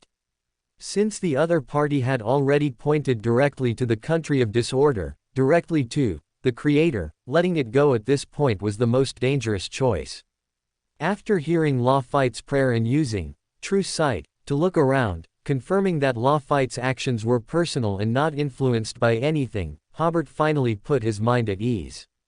Now the only strange thing was, where did LotM get the honorific name of the Creator? Sitting on the Iron Throne and pondering for a while, Hobert decided not to reply. As long as LotM saw that his prayer received no response, he should not continue to pray. Leaving the country of disorder and returning to the real world, Hobert was already covered in goosebumps from the cold, and his bed had become icy cold. Backland's chilly winter had arrived. He decided to buy a cloak tomorrow. If he needed to go to the country of disorder in the middle of the night in the future, he could put on the cloak to avoid being so cold that he couldn't sleep. After Hobert woke up, he first wrote a letter to the masked man Byron. According to their previous agreement, the content of this letter was simply the phrase, "Goods have arrived." After attaching the stamp and sealing the wax, Hobert went downstairs with the letter. Furs, no longer an apprentice, also stopped waking up early, clearly planning to sleep in. Hobert didn't disturb them. He toasted 2 slices of bread for himself, spread jam on them, and ate breakfast alone. After breakfast, he began preparing for this morning's task. First, he plucked another order wood from the country of disorder, made it very small, and put it in his pocket for later use. Then, Hobert took the pipe he had found at Haman's hiding place, put on his trench coat, picked up his cane and the wooden box containing the hurricane axe. He took a hansom cab to mail the letter first, then arrived outside the Russell Memorial Exhibition Hall as agreed. Kay had just arrived, so Hobert greeted him and invited him into the cab, asking the coachman to wait on the street. Hansom cabs charged by the hour, so the coachman was more than happy for them to chat in the carriage for a while longer. Hobert handed the wooden box to Klein, the hurricane axe. The seller originally asked for £580, but I negotiated it down to £510. You can pay me cash now, or it can be deducted from your earnings after the mission is complete. Hobert did not overcharge. This hurricane axe was indeed worth £580, but Hobert received a considerable discount. I'll give you the cash now, Klein said. For him, this transaction was also very cost-effective, equivalent to acquiring a main material for Sequence 7 for £510. One person counted the cash, the other inspected the hurricane axe, and the transaction was quickly completed. It was inconvenient to carry the hurricane axe while looking for someone, so Klein temporarily stored the hurricane axe at the Crag Club. By the time the two officially began searching for Haman, it was already 10 in the morning. Hobert took out the pipe and briefly explained its origin. Finally, he asked, "Before we look for him, can you diviner first to see if the pipe's owner is still in Backland? If he wasn't, this mission would be troublesome." Klein nodded, closed his eyes, and began to diviner. After more than 10 seconds, he opened his eyes and looked at the crystal pendant hanging on his wrist. The pendant was rotating clockwise. The pipe's owner is still in Backland, Klein said. Then he began to use his divination rod to give directions to the coachman. Hobert couldn't help but sigh inwardly. Diviners are really convenient when it comes to finding people. If he had to do this commission himself, it would be too much trouble. The carriage traveled across most of Backland, arriving at the factory district. The coachman was the happiest, not expecting to get such a big job at noon, spending the entire morning with the meter running. As it approached noon, the carriage circled an enamel factory, indicating that Heyman was inside this enamel factory. Hobert got out and paid the fare. After the carriage left, he smiled and said, "The fare is our shared cost. When the mission is completed, half of the fare will be deducted from your earnings." Klein was visibly stunned. Didn't I hear that lawyers, especially famous lawyers, have high incomes? The information you heard is correct, but I don't know why. After meeting you, I always want to clearly calculate these small expenses." Klein mumbled, "I'm not the god of accountants, why calculate so precisely?" But in the end, he did not refuse to pay the other half of the fare. The two first found a coffee shop for a simple meal. Then, Hobert first used the credentials given to him by the police to have the local police station and industrial and commercial departments investigate the enamel factory's background. But Hobert was still a bit uneasy, so he went to a bar near the enamel factory to inquire for information.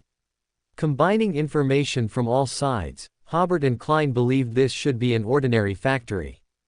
Heyman might be hiding among the workers, or there might be a secret room in the factory. After all, the factory building was so large that it would be difficult to detect an extra room. It wasn't until after dark that the two, who had been investigating all afternoon, arrived at the entrance of the enamel factory. Hobert took out 2 masks made of water crystal and gave one to Klein. They have an anti-divination effect. Klein glanced at the mask and asked, "How do we get in?"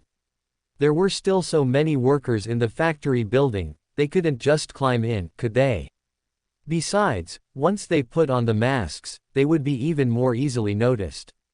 "Just walk in like this." Hobert, wearing his mask, walked in front. Klein was startled at first, then realized that Hobert was an unregistered member of the Night Watcher squad and had relevant documents from the police department. It's really good to have an official identity. Klein couldn't help but sigh, recalling the times when he also had an official identity. However, what he didn't expect was that Hobert didn't show his credentials, he really just walked in like that. The few gatekeepers seemed very familiar with Hobert, smiling and greeting him, even offering him a cigarette. To say Hobert knew them, Klein wouldn't believe it for a second, but he suddenly remembered that the previous information he saw said, "Lawyers were good at distorting their thoughts," and he never expected it could be used this way. In fact, Hobert was using the ability of the psychological spoon to hypnosis everyone he met. "I am the manager of this factory." Whether they knew him or not, everyone would be polite to him, and they completely ignored the black mask on Hobert's face. Klein continued to diviner for people with his divination rod. Hobert followed behind, glancing at the workshop illuminated by gas lamps. Although it was still the steam age, some processes in the workshop were already mechanized. For example, in the shaping step, a worker would take a piece of metal, which Hobert didn't know what it was, and place it on a mold slot. The hissing sound of steam was incessant, and a huge machine pressed down, forming a basin. Of course, the rim of the basin still needed to be manually repaired. The next step was enameling. The worker would use a tool to clamp the repaired metal basin, roll it in a pool filled with enamel, and an enameled basin would be formed. One corner of the large workshop was already filled with drying enamel basins, while in another workshop, workers were grinding the dried enamel basins with grinding wheels. Dust flew in the grinding workshop, like a layer of white mist. Hobert, even from this distance, felt some discomfort in his respiratory tract, yet the workers worked, walking through the dust without any protective gear. Clang, clang, clang. A dull bell suddenly rang in the factory. This was the signal for quitting time, and workers surged out of the workshop like a tide. Hobert and Klein hid to the side, closely observing the crowd, lest Haman slip away before their eyes. After more than 10 minutes, all the workers had left, and the machines were hissing as they vented steam. The surrounding factories probably all finished work at the same time, and the noisy production sounds quickly disappeared. Klein continued to diviner. Haman was still in the factory.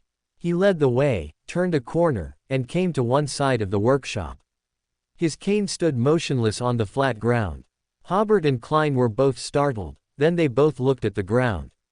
"Manager, what are you doing here?" a voice asked. Looking in the direction of the voice, in a corner of the factory, under a dim gas lamp, there was a large piece of scrap equipment. Two people dressed as workers stood by the equipment, arms crossed. Hobert had seen them earlier, so he continued to use the psychological spoon to hypnosis them, making them believe he was their manager. Hobert smiled. "I heard the grass by the wall here needs to be pulled. I came to take a look. You don't need to worry about it, hurry up and go back," one of the workers said. All right," Hobert said with a laugh. Those two workers definitely had a problem. How dare they be so arrogant with the manager? And Haman was very likely hiding underground, with the entrance probably around the abandoned equipment.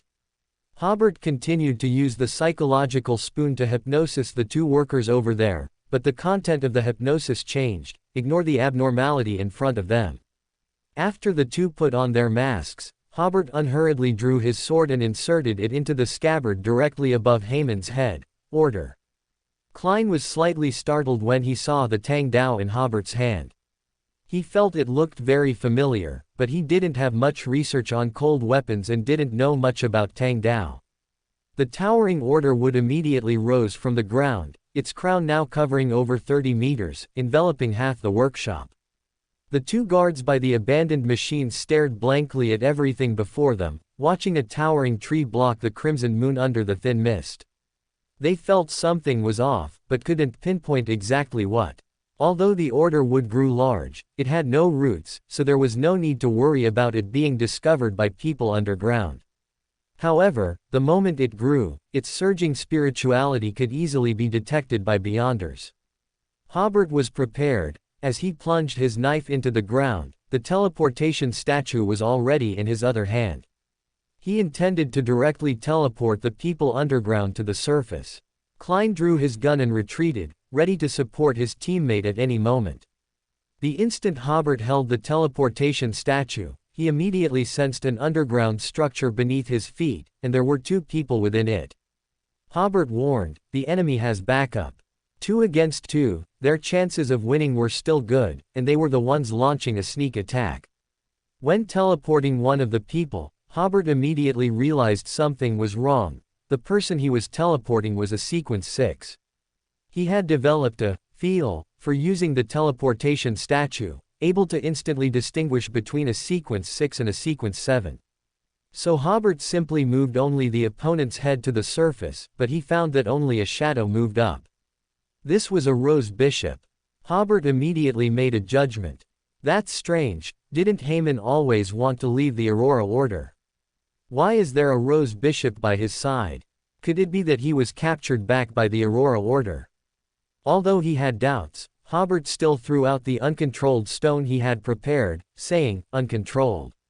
The shadow, flowing, on the ground immediately let out a scream, and chunks of flesh emerged from the shadow, already on the verge of madness. His flesh was collapsing while also transforming into shadow under his frantic control, dodging Hobert's subsequent attacks and Klein's bullets. The uncontrolled stone would never have such power against a Sequence 6, nor would it be so effective against the secret supplicant pathway. Hobert realized that the opponent's condition must not have been very good to begin with. At the same time, Hobert, having completed the bribe process, did not continue to use weakening. Instead, as the holder of the order would, he distorted the environment under the tree canopy, making the spirituality more abundant. The Rose Bishop, who was already sensitive to spirituality, would more easily hear some maddening whispers in an environment with more abundant spirituality. As for Klein, After realizing that ordinary bullets could not harm the shadow, flowing everywhere on the ground, he retreated 2 more steps to avoid affecting Hobert's performance. Although the tang knife in Hobert's hand could injure the opponent, there was still an enemy underground, so he tried to avoid close combat with this almost uncontrolled enemy. So he poured his spirituality into the psychological spoon, madness. The shadow screamed in pain again.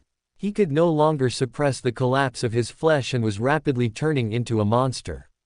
Only then did Hobert immediately step forward, ready to finish him with 1 strike.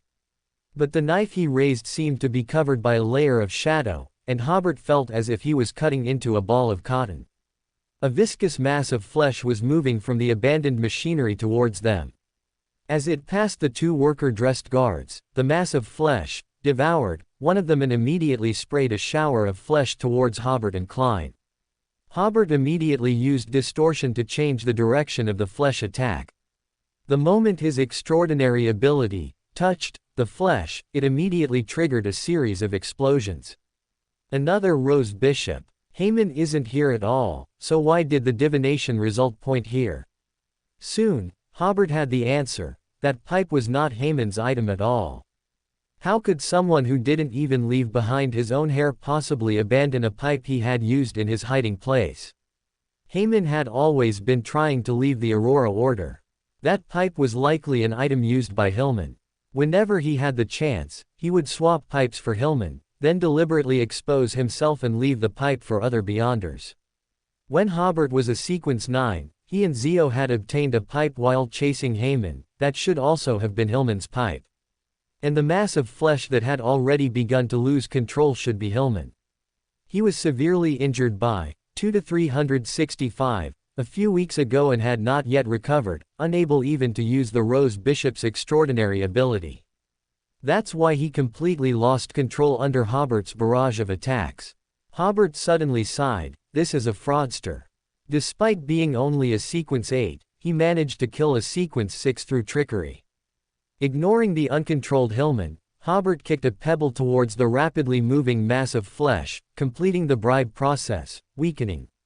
First, apply a negative effect to the opponent. After seeing the mass of flesh's movement speed slow down, Hobert had time to give Klein a look, signaling him to hide. That was a Rose Bishop in good condition, and the aftershocks of the battle could injure Klein, who was only a Sequence 8. Unexpectedly, when he turned his head, he found that K had already hidden far away.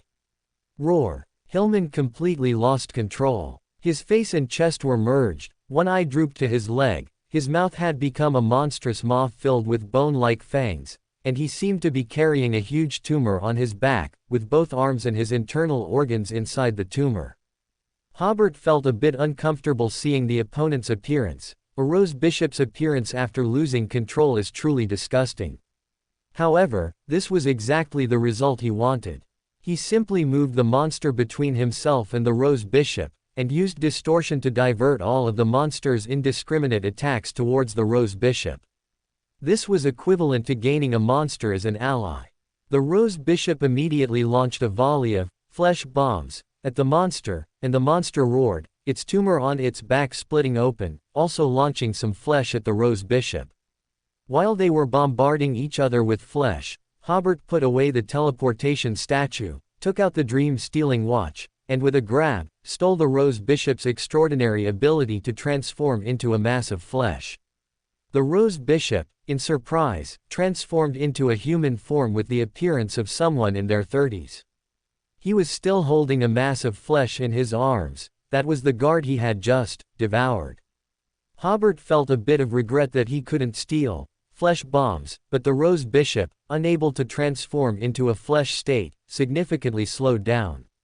The monster seized this opportunity, opening its large mouth full of bone-like fangs and pouncing on the Rose Bishop. The Rose Bishop remained calm, threw the guard's head into the monster's mouth, and immediately detonated it after the monster swallowed it, blowing the monster open from within and tearing it into pieces. Hobert, hiding behind the monster, dodged the monster's splattering flesh and blood while pouring his spirituality into the psychological spoon, madness. From the moment he used the dream-stealing watch until now, the entire attack flowed like water, precisely hitting the Rose Bishop's weak spot. Without his extraordinary ability of flesh and blood transformation, the Rose Bishop not only lost his speed advantage but also his ability to defend against extraordinary attacks. He was struck by madness, and his inner rationality was overwhelmed by the madness, causing him to wave his hands wildly, as if countless bees were stinging him all around. Hobert still didn't advance, throwing out an uncontrolled stone, uncontrolled. The Rose Bishop's flesh and blood began to collapse, on the verge of being uncontrolled. Fortunately, he gradually began to regain his sanity in just 1 or 2 seconds, and the uncontrolled process was temporarily suppressed. Only then did Hobert raise his blade and take a few steps forward, preparing to deliver the final blow to the Rose Bishop, who was in a very bad state. However, the Rose Bishop suddenly sneered. The collapsing flesh and blood on his body immediately returned to normal, and at the same time, he raised a hand, and the flesh and blood around Hobert seemed to be blown by an invisible wind, smashing towards Hobert.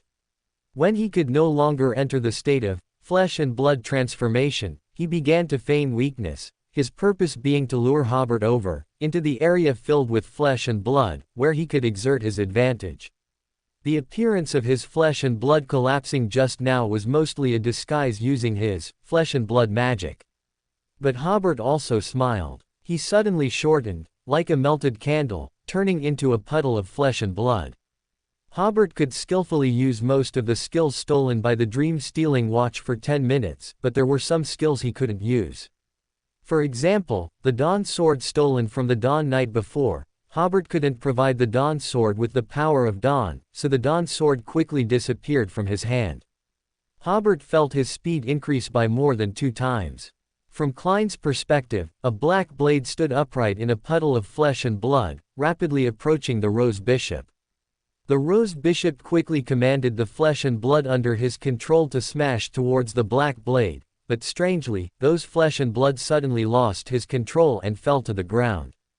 To the Rose Bishop's surprise, Hobert, in his flesh and blood state, extended a hand holding a blade and cut off one of the Rose Bishop's legs. For the Rose Bishop, such an injury was nothing. He used flesh and blood magic to make the surrounding flesh and blood fly towards him, intending to reattach his leg. But soon he found that his control over the surrounding flesh and blood was decreasing, and although his leg was reattached, he could not control the muscles and tendons of that leg, as if his leg had not grown back at all. If the Rose Bishop had a leg cut off by an ordinary blade, it would certainly not be too big of a problem for him. However, the blade in Hobert's hand was special, it could directly injure the Rose Bishop's spiritual body.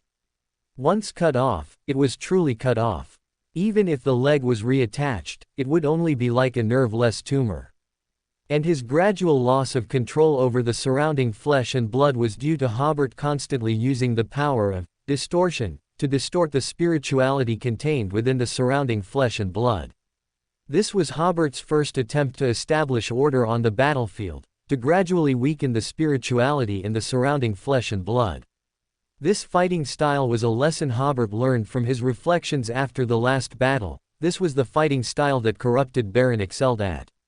Under the blessing of the Order Wood, the surrounding order quickly became unfavorable to the enemy. Hobert, in his flesh and blood state, experienced such speed for the first time. While the Rose Bishop was in a daze, he turned around and stabbed the Rose Bishop again. The Rose Bishop felt his mind seemed to be filled with fear. Run. This was his only thought now. As soon as he limped a few steps, Hobert, in his flesh and blood state, returned to human form, corrosion. During the previous battle, Hobert had been corroding the opponent's mind. Finally, at this instant, the power of corrosion erupted like a tide, filling the Rose Bishop's eyes with greed. He wanted to take Hillman's extraordinary characteristic, and he wanted to seize the masked man's black blade. Hobert was wearing a mask at this time. Watching the Rose Bishop limp back again, Hobert swung his blade widely and chopped down. The Rose Bishop immediately commanded the surrounding flesh and blood to smash towards Hobert, but the surrounding flesh and blood only moved slightly, rolled twice, and then remained motionless. Hobert's blade began to fall. The Rose Bishop's remaining rationality made him form all the bones in his body into a thick bone shield in front of him. But how sharp was the blade in Hobert's hand? With one strike, it easily cut through the bone shield, splitting the Rose Bishop in half from the middle. The two halves of the Rose Bishop were not yet dead. The flesh and blood on his body were trying hard to refuse, but no matter how they fused, the cut-open areas were completely severed and could no longer fuse. Hobert stepped forward to deliver a finishing blow, horizontally striking the Rose Bishop's head again. The Rose Bishop's spiritual body suffered extremely severe damage, and only then did he truly death. This battle lasted only a few minutes and wasn't particularly intense, but it greatly benefited Hobert. The fighting style he had summarized earlier was applied very well and achieved excellent results. Tonight's battle was much easier than last night's, which again confirmed that Hobert's idea was correct. Klein, who had been watching the entire show, gained a new understanding of Hobert's strength. Compared to when he faced the evil god's offspring before, Hobert's strength had increased by a whole level. However, now was not the time for astonishment. Since their opponent was mistaken from the beginning, this place was likely a stronghold of the Aurora Order, so they had to quickly collect the spoils and leave. Hobert first retrieved the uncontrolled stone he had thrown out, and then he and Klein searched for the monster's extraordinary characteristic. The monster that had been blown to pieces by the Rose Bishop just now did not die. Its flesh and blood kept wriggling, trying to recondense. However, the surrounding environment greatly reduced the spirituality in the flesh and blood, so its recondensation speed was very slow. Finally, Hobert looked at the wriggling tumor. He suppressed his nausea and used his tang blade to cut open the tumor. Sure enough, he found a pulsating blood-red heart inside, which was the sealed artifact formed by the uncontrolled Hillman. Hobert, who was already prepared, took out a wooden box and then used the back of the tang blade to put the heart into the wooden box. Both of them experiencedly checked for any fallen hairs. During this process, the Rose Bishop's extraordinary characteristic had already precipitated out. After Hobert packed the extraordinary characteristic, he retrieved the order wood, which had turned back into an ordinary wooden stick, and then the two of them quickly left. 7 or 8 minutes later, a person walked out of the darkness. It was Mr. A. He scrutinized the battlefield for a few seconds before frowning and saying, "We have to redeploy people to Backland from other cities again. It's really troublesome." During this period, the Aurora Order in Backland had really been very unlucky. They had just been hit by the Night Watchers, losing several mid-level cadres and many believers. Now they encountered an unknown enemy who killed 2 of Mr. A's capable assistants. But Mr. A didn't seem to care about these. He just found the procedures for transferring people to be troublesome. In the carriage on the way back, Klein examined the black mask in his hand. On the opaque black crystal, the symbol representing the Creator was imprinted. The material of the mask was definitely good stuff, making him quite fond of it. Hobert, who was beside him, smiled. "If you become a favored one of that being, you can also get a mask like this." Klein smiled. "I will work hard for that." However, he was thinking to himself, "I am already a favored one of the Fool. If I become a favored one of the Creator again, wouldn't that mean I'd be a favored one of 2 evil gods?" What Klein didn't know was that he was actually also a favored one of the Black Knight Goddess. Saying this, Klein returned the mask to Hobert. "What if we didn't catch the target we were looking for?" Although they killed 2 Sequence 6 enemies, their extraordinary characteristics and the sealed artifact formed from them could not be used in Backland in the near future. Otherwise, Mr. A could easily trace the clues and come knocking. Hobert smiled. "The owner of the sealed artifact also has a bounty, and the reward is £1,500. As he spoke, he was very glad that he only undertook this mission after becoming a Sequence 6. If he had come to catch Heyman when he was a Sequence 7, he could only guarantee that he would be able to escape. With such a high bounty, is it too much for me to charge £100 for information?" Hobert asked with a smile. Klein immediately replied, "Not at all." Although he was the one who found the person, and Hobert's information was incorrect, Klein did not encounter too much danger due to the incorrect information. Just as Hobert had promised earlier, he charged while Klein provided cover, so Klein was very satisfied with what he gained. Hobert nodded. "All right then, I'll take 800 pounds of the bounty, and you'll take 700 pounds. As for that sealed artifact, we'll split it equally. If you want it, I'll give it to you, and you can compensate me for the difference. If you don't want it, I'll ask the Night Watcher squad if they want it." Klein was startled. "This bounty mission isn't released by the Night Watcher squad, is it?" "That's right," Hobert smiled. "I know you don't want to interact with them, so I'll handle the collection and sale of both the bounty and the sealed artifact. As for this, Rose Bishop, extraordinary characteristic, although I have a channel for selling extraordinary characteristics, I think it's best to wait a while before selling it. Also, since I basically eliminated this enemy, how about I give you 300 pounds, and this extraordinary characteristic goes to me." The nature of an extraordinary characteristic is different from that of a sealed artifact. Hillman, the owner of the sealed artifact, was found by Hobert, so he had the right to split it with Hobert. However, Klein did not contribute much to the battle against the Rose Bishop. Klein hummed, "The price you're offering is very fair." To him, these 300 pounds were like pure profit. Roughly calculated, this not very dangerous commission would bring him over 2,000 pounds, which was much higher than his expected income. With over 2,000 pounds, he could even consider purchasing the main materials for Sequence 6 ahead of time. This made Klein sigh in admiration at the benefits of having an official background, being able to learn about commissions with generous bounties and controllable danger levels in advance. "Good, it's a deal." Hobert paused. "After I get the bounty, how should I notify you to collect it?" "You can send the letter to the Crag Club." Then Klein gave Hobert the club's address. Hobert said, "If you need to find me, still send the letter to the law firm." After the two agreed on contact addresses, Klein got off the carriage early. Hobert checked his pocket watch. It was only a little past 9 in the evening. He instructed the coachman to go to the Blackthorn Security Company in the North District. Around 10:30, Hobert glanced at the night sky obscured by mist and knocked on the door of the Blackthorn Security Company. Today, Borgia was on duty in the reception hall, ready to receive police officers who might seek help at any time.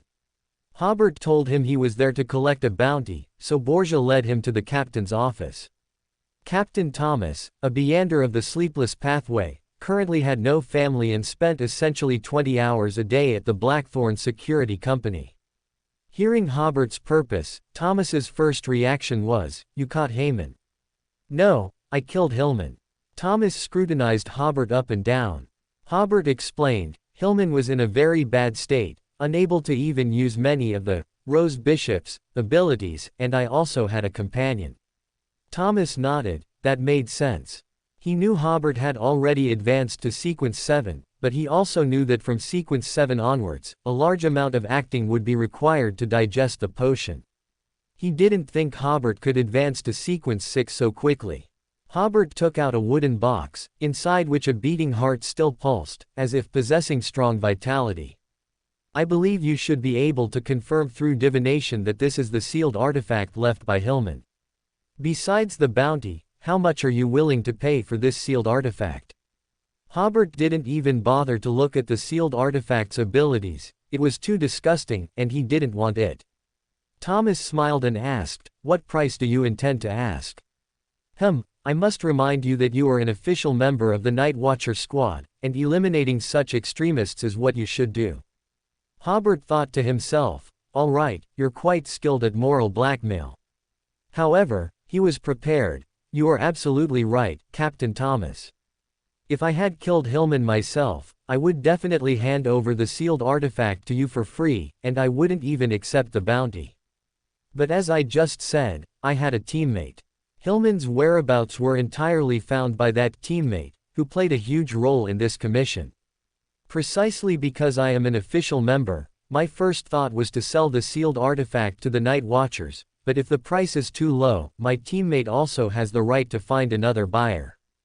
Hobert looked troubled. This is the downside of partnering with someone to earn a bounty. Thomas twitched the corner of his mouth. If I believed a single word you said, I'd have been a captain for all these years for nothing. He waved his hand. All right, name your price. 1/5 of a judge, extraordinary characteristic and £2,000 in cash. Hobert had already thought it through. Thomas nodded. That's acceptable. To him, this price was fair. A sequence 6 extraordinary characteristic was probably worth about £2,500. He added, however, this sum is too large. I need to report to the Archbishop. You can come collect it tomorrow morning at 8 o'clock. Archbishop Anthony was even more dedicated than Thomas, spending 22 hours a day in his office. If all went well, the approval for this payment could be completed by the latter half of the night. Coming out of the Blackthorn Security Company, Hobert saw that the fog outside had become very dense. At this moment, the entire backland seemed to have fallen into a deep sleep, with only a few homeless people still wandering the streets. They didn't make any sound, just walked aimlessly, as if the streets beneath their feet had no end. Waking up in the morning, Hobert stared blankly at the ceiling for a while before finally gritting his teeth and completing the first major task of the day, getting out of bed. Because he woke up a bit late, it was too late to make breakfast himself, so Hobert bought a pie and ate it on the way to the North District in a hired carriage. Arriving at Blackthorn Security Company, he greeted Lolofta, who was clearly still half asleep, and then went to Thomas's office exactly at 8 o'clock. Thomas was reading the newspaper. You are very punctual. He put down the newspaper and pointed to a box and a small cloth bag on the table. We have confirmed that it is indeed the sealed artifact left by Hillman, and the reward has been issued as well. In addition, your previous merits have accumulated 4/5 of a judge, extraordinary characteristic. With this 1/5 accumulation, you can now claim this extraordinary characteristic.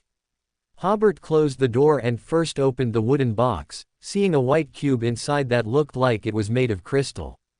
It seemed to have a life of its own, giving off a very majestic feeling, indeed an extraordinary characteristic of a judge. Hobert then quickly counted the banknotes, and after confirming they were correct, he chatted briefly with Captain Thomas before leaving. He still had a transaction to conduct today. Around 9 o'clock, Hobert arrived at the Mercenary Club. After drinking a cup of tea, he waited for the masked man, Byron. The two went to a small reception room. Hobert took out the madman and werewolf extraordinary characteristics from the werewolf extraordinary characteristic that Elliot had previously sacrificed. Byron asked curiously, are there so many Rose School Beyonders in Backland? A friend of mine learned that I had a channel for selling extraordinary characteristics, so he asked me to help resell them. Hobert casually made up an excuse. Didn't you say you wouldn't ask about the source? If you ask about the source, the price will increase. The extra money was for the mental effort of coming up with an excuse. Sorry, I was just a bit curious. Byron smiled. All right, this isn't our first collaboration. How about £600 for the madman and £1,200 for the werewolf? You definitely won't get this price anywhere else. Hobert nodded. Deal. As Byron said, the basic price he offered was already quite good. The demand for the prisoner pathway's extraordinary characteristics in Backland was not high, and it wasn't worth the danger of going to the South Continent to sell them. Therefore, even a Sequence 7 extraordinary characteristic of this pathway might not sell for the basic price. After the money and goods were settled, Hobert asked again, I have a piece of information about the judgment group here. Are you interested? Byron smiled. Should I call you the scourge of evil? Not only do you have so many Rose School extraordinary characteristics in your hands, but you've also started going against the judgment group. Hobert's expression was a bit unnatural. Last night, he had just eliminated 2 members of the Aurora Order. If Byron knew, his reputation as the scourge of evil might truly be cemented. After making a joke, Byron continued to ask, what kind of information? Information on 3 vice captains. Do you have portraits or names? I have portraits. Byron thought for a moment. £600. He paused and then explained, your information might overlap with information we already know. All right, But I have one more condition. I can ask one question about the judgment group. Byron said, as long as it doesn't involve overly confidential information, even if it involves some confidential information, I will tell you at my discretion. He said with a smile, I look forward to the day you can eliminate a vice captain of the judgment group. Dealing with such evil forces is an unshirkable duty for every citizen of the ruined kingdom. Hobert mumbled nonsense while taking out 3 portraits he had prepared earlier from his briefcase. These 3 portraits were drawn by Hobert using his own prayers to himself, and they were incredibly lifelike, with information such as hair color and pupil color in the bottom right corner. Byron was very satisfied with this information. Among them, the beautiful young woman and the sinister old man, they had only known some basic information about them before but not their appearance.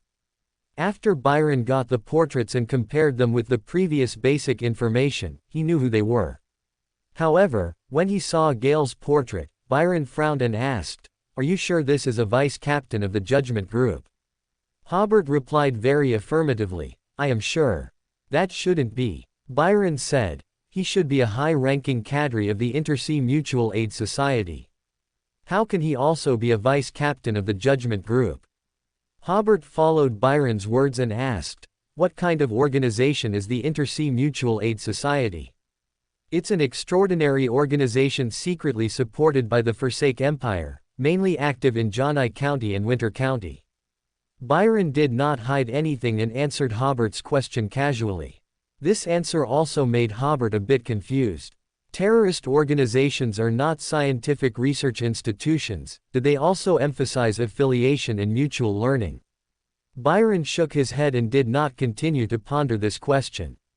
He then pointed to the portrait of the sinister old man and said to Hobert, You should be very familiar with this old man. Hobert was stunned. Why would I be familiar with him?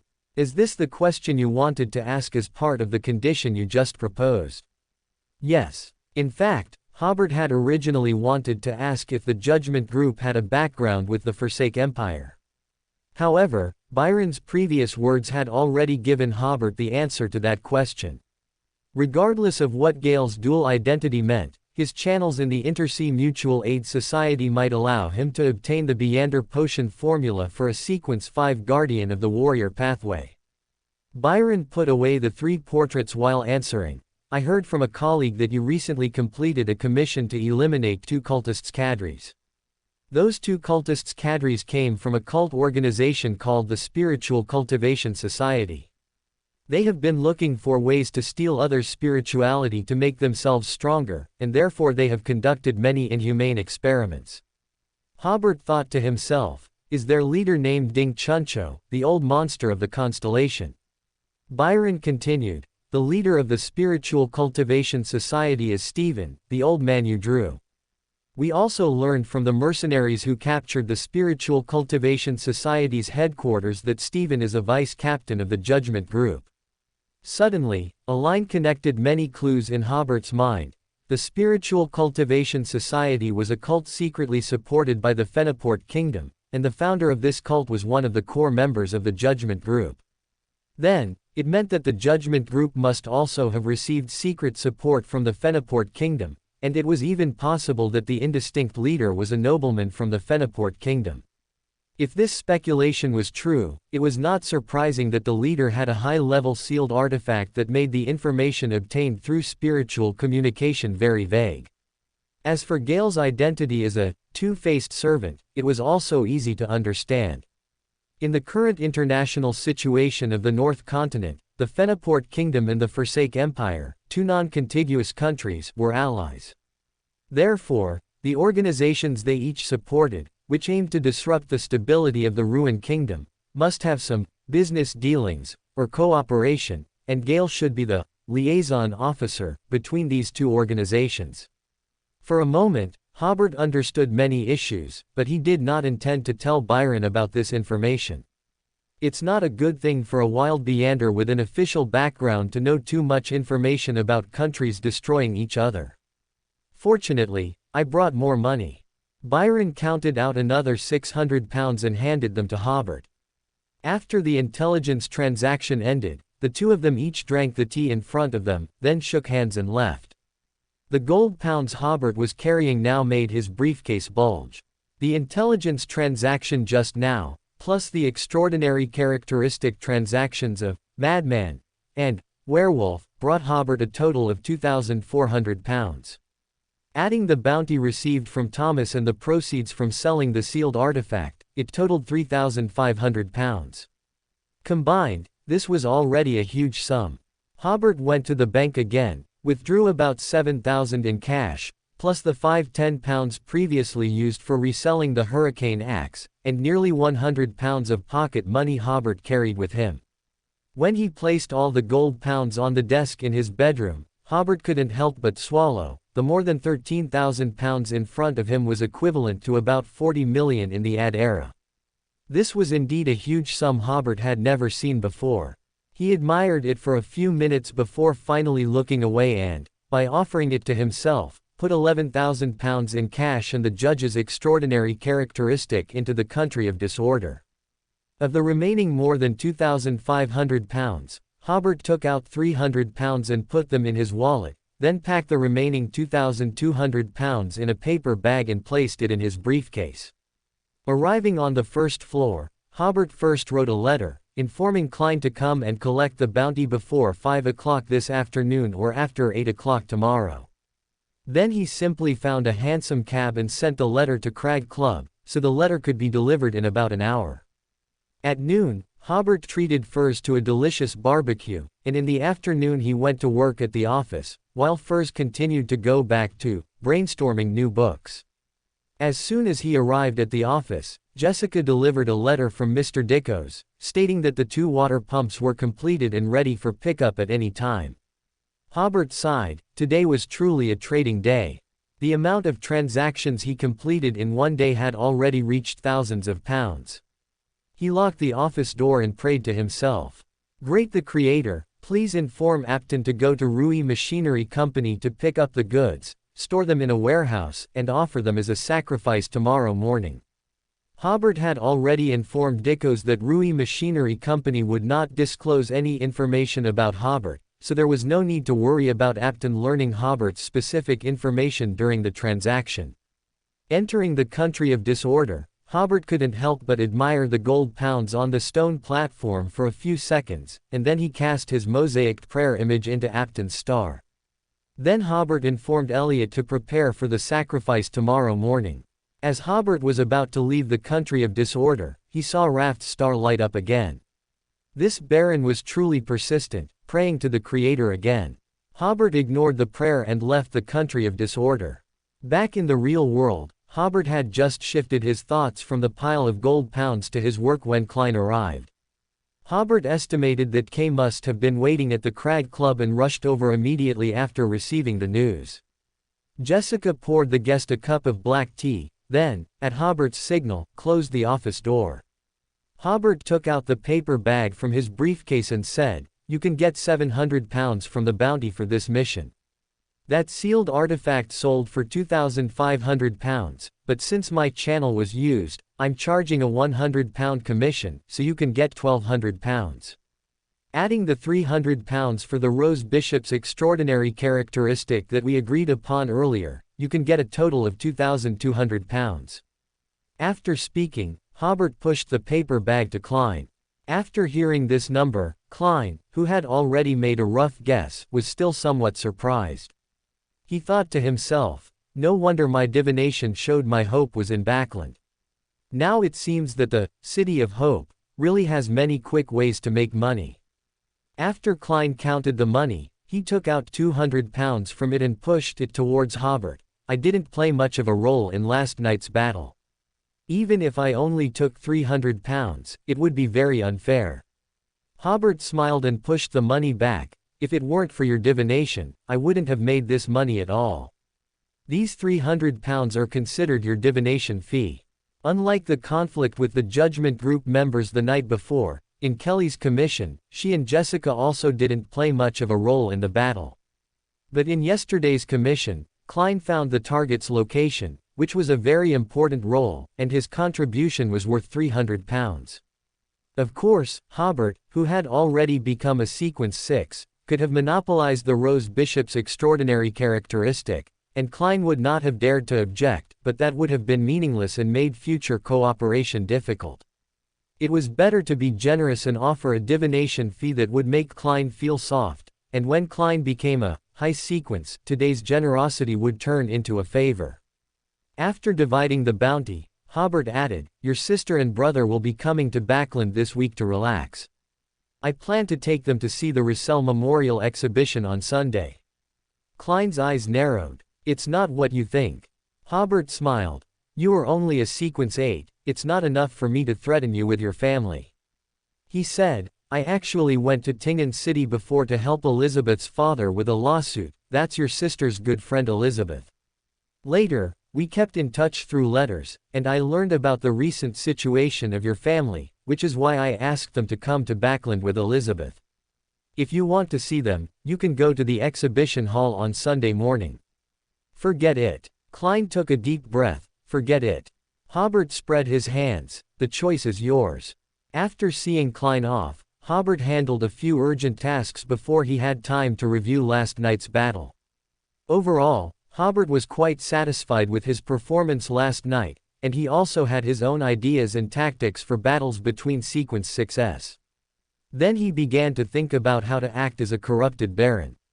As of today, he still had no good ideas. The description of the corrupted baron on the Black Emperor card is, "People around the corrupted baron always become greedy and dark, and the baron uses their greed and darkness to firmly control them. At the same time, the barons will diligently manage their territories or industries." Through this description, the key points Hobert got for acting were, constantly corrupting the minds of those around him, diligently managing territory or industry.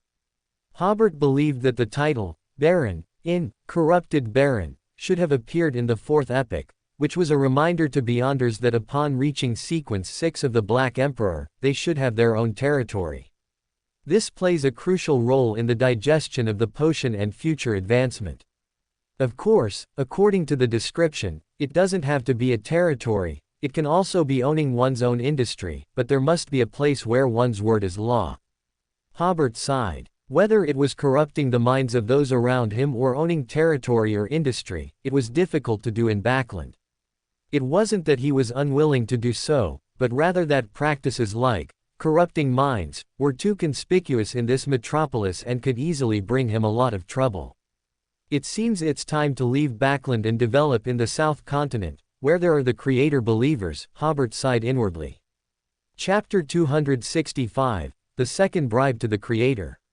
Friday morning, Backland, Factory District, 16 Howell Avenue. Apton looked at the sky, which seemed overcast. It would be past 9 o'clock before the sun could break through the mist, letting the people of Backland know that it was actually a clear day. He somewhat missed the beaches of Connaught City, where he could always see the sky when he looked up, even the starry sky at night. Lost in thought, Apton entered the yard of a warehouse. Howell Avenue was famously known as Warehouse Avenue. Both sides of this avenue were basically lined with various warehouses. Some goods were temporarily stored here, to be transported from here to the docklands on the next street, while other goods were transported from the docklands to be temporarily stored here. Apton's company's registered address was here. Currently, his company only had 2 essential clerks and 1 coachman. He would only hire temporary laborers when goods needed to be moved.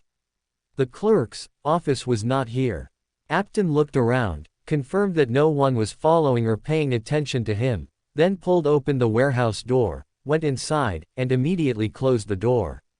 The warehouse was very spacious, with only 2 water pumps. This was also something the employees couldn't understand. Theoretically, with the company's current volume of business, the optimal choice would be to share a warehouse with other companies, rather than renting such a large warehouse with only 2 water pumps inside. Of course, they didn't know Apton's intentions. Apton walked to the 2 water pumps and began setting up the altar and building the spiritual wall. This step took him a considerable amount of time, as the water pumps were so large that they all needed to be enveloped within the spiritual wall. Once everything was ready, Apton took a deep breath and began the ritual. the Creator in the Order Shadow, your loyal servant implores your gaze. Implores you to accept his offering. Implores you to open the door to your kingdom. After chanting, Apton used candlelight to burn the extraordinary materials, waiting with a nervous heart for the Creator's response. The Creator did not make him wait too long. A dozen seconds later, the majestic figure seated amidst the sharp swords appeared. He became even taller, even more awe-inspiring. Apton immediately lowered his head, his body trembling uncontrollably. This was a suppression of status. With a muffled sound of opening, the two giant bronze doors appeared, opening a considerable gap. A hurricane echoed within the spiritual wall in front of the altar. Apton, with his head lowered, saw the two water pumps lift off the ground simultaneously. His eyes narrowed. Those were steam water pumps that would require more than a dozen men to lift. Then he smiled. I'm so stupid. To measure the power of a deity with the strength of an ordinary person. Soon, the water pumps floated out of Apton's sight. He kept his head bowed deeply until the muffled sound of the doors closing was heard. Very good, a solemn voice from above said. Apton quickly replied, it is my honor to serve you. The immense pressure disappeared, and only then did Apton dare to look up. The two water pumps were gone, as if they had never existed in the warehouse. However, the simple altar on the ground proved that the sacrifice just now was not a dream. Apton wiped the sweat from his forehead, praised the Creator. He was about to make the corresponding gesture instinctively but realized he didn't seem to know the gesture representing the Creator. Apton felt a little panicked, thinking he was not pious enough. The next time he saw the masked man, he must ask about the gesture representing the Creator. Then he became a little excited. From the Creator's tone just now, he seemed very satisfied with my sacrifice. That was a response from a deity. Most Beyonders in this world never received any reply from a deity in their entire lives. As he tidied up the altar, he felt that he had made the right gamble by asking the masked man for help at that time. South Continent, Southern West Bayland, Hode's copper mine. In the open ground in front of the copper mine, a simple but solemn altar was set up. Two large wooden carts were parked in front of the altar. Elliot, holding a whip, was personally directing slaves to perform the final cleaning of the altar. Zachary and several other family members, meanwhile, were smoking and chatting with Elliot in the morning light beside the altar. They were the first to take over the copper mine and did not know that Elliot's sister, Moira, had already recovered. One of the family members asked, what is he thinking? To actually say he wants to ask a deity to grant two water pumps. Do deities have water pumps? They all laughed, feeling this was the most absurd farce in the history of the Bach family. He's probably been so pressured by you that he doesn't know what to do, Zachary said with a laugh. Later, we'll play along with him for a bit. Since he won't get a response from a deity, let's not mention the water pumps. At the same time, we should properly comfort our mine manager, tell him we know everything he does is for the Hode's copper mine, but unfortunately, the deity is unwilling to look upon this place. By then, Elliot would have completely lost all prestige. As the morning light shone on the altar, Elliot shooed all the slaves away. He threw away the whip in his hand, tidied his clothes, and with a solemn expression, walked onto the altar, which was about a meter high, lit candles, and drew patterns. Zachary and the others watched with folded arms, just waiting for Elliot to make a fool of himself. The slaves were asked to squat far from the altar, with the foreman standing among them. They were all captivated by the mine manager's solemnity, staring intently in the direction of the altar. Once the altar was set up, Elliot arranged the gold as offerings, then took out a wooden box from his arms and opened it. Inside the wooden box was a section of a sleeve, with some brown blood on it. The brown blood seemed to still be alive, constantly flowing on the sleeve. But no matter how the blood flowed, it would not flow beyond the sleeve. Even if the blood touched the wooden box, it left no trace on it. After checking the offerings again, Elliot began to pray. The Creator in the Order Shadow, your faithful servant needs your help, needs two of the latest model water pumps from the ruined kingdom. For this, I am willing to offer all the sacrifices on the altar. After the prayer, Elliot knelt reverently before the altar. A family member not far away laughed, "He's quite convincing." Zachary's expression, however, became solemn, because he had just heard the Creator's full honorific name. A few seconds later, the majestic figure appeared in Elliot's mind. "You may praise the Creator." Elliot began the sacrifice, chanting in a solemn voice, "The Creator in the Order Shadow, your loyal servant implores your gaze. Implores you to open the door to your kingdom. Implores you to bestow 2 water pumps."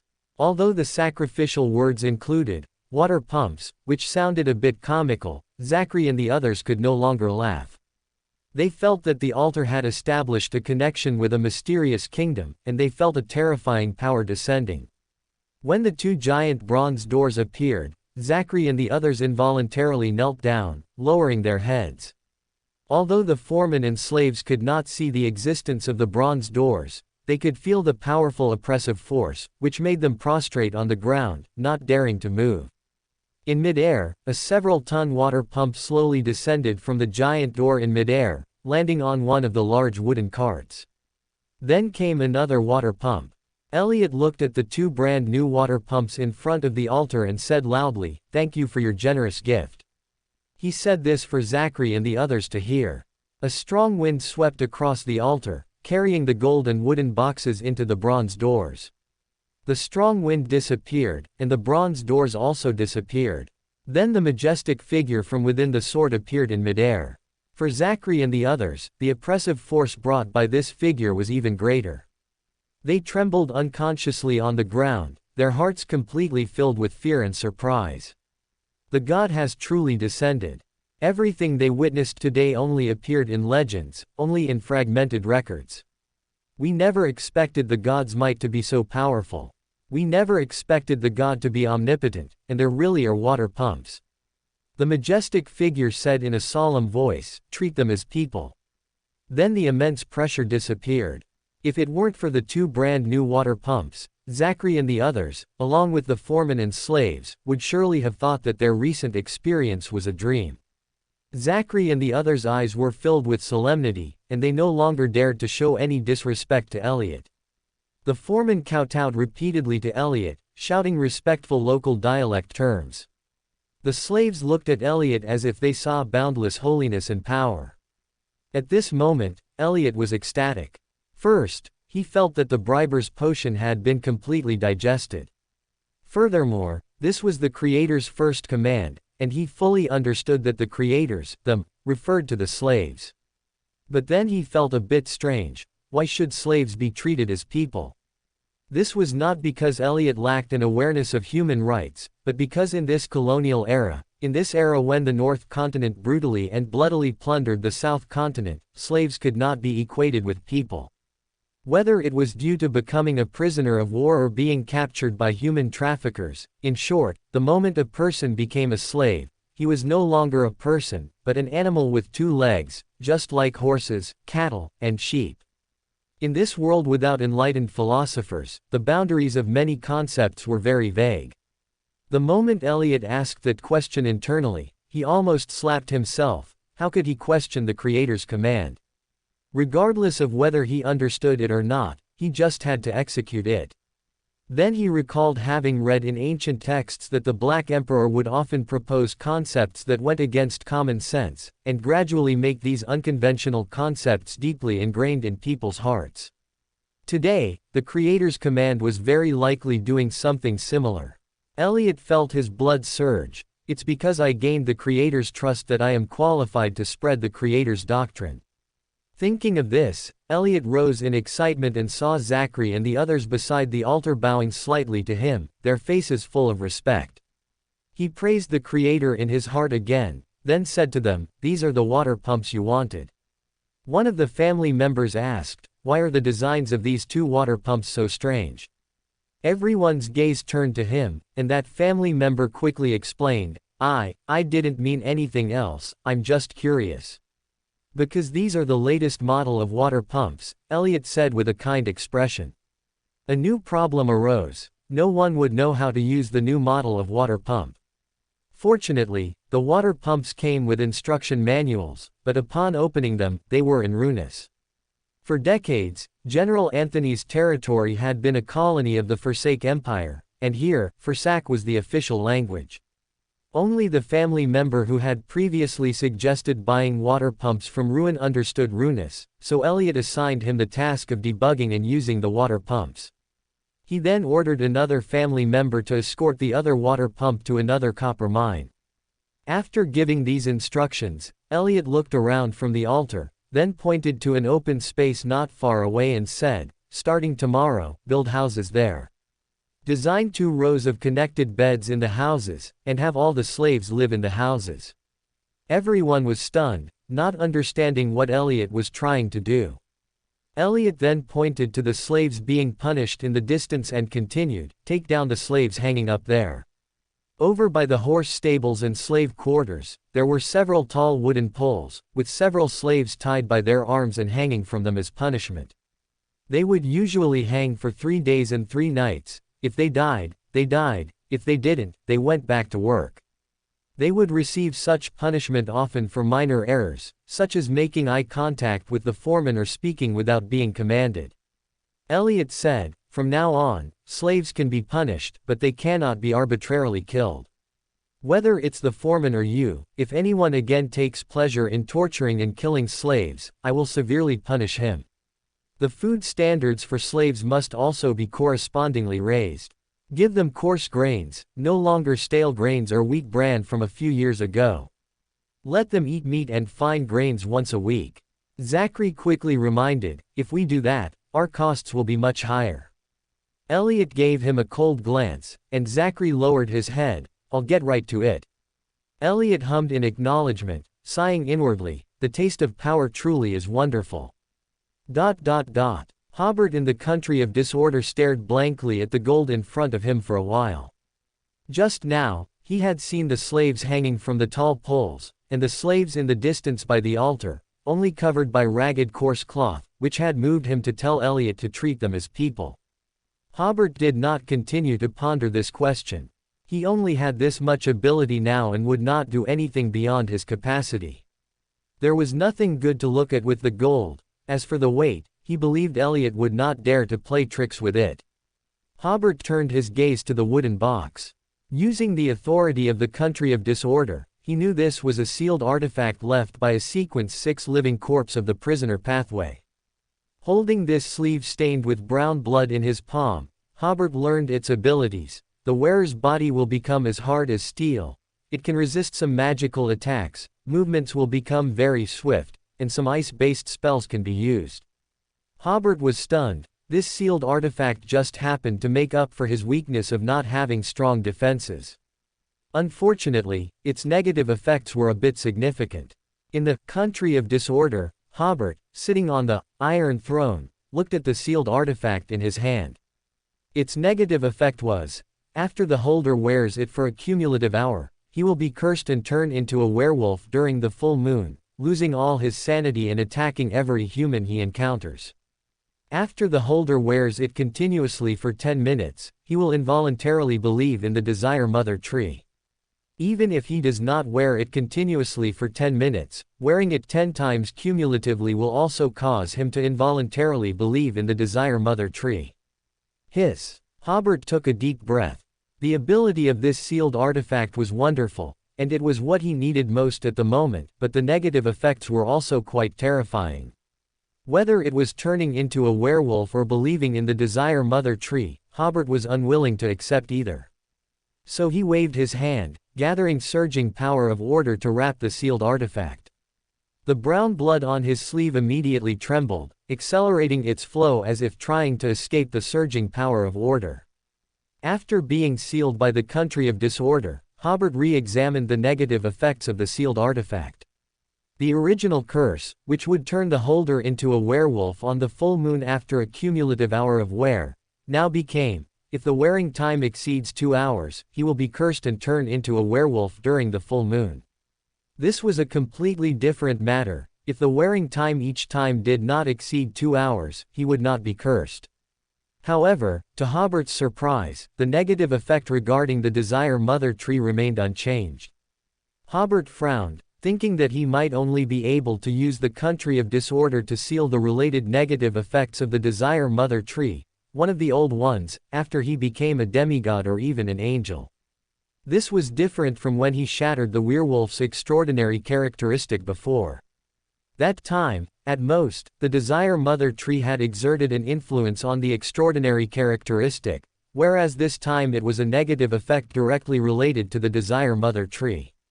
The difference between the two was like that between a diluted sugar solution and a piece of rock candy.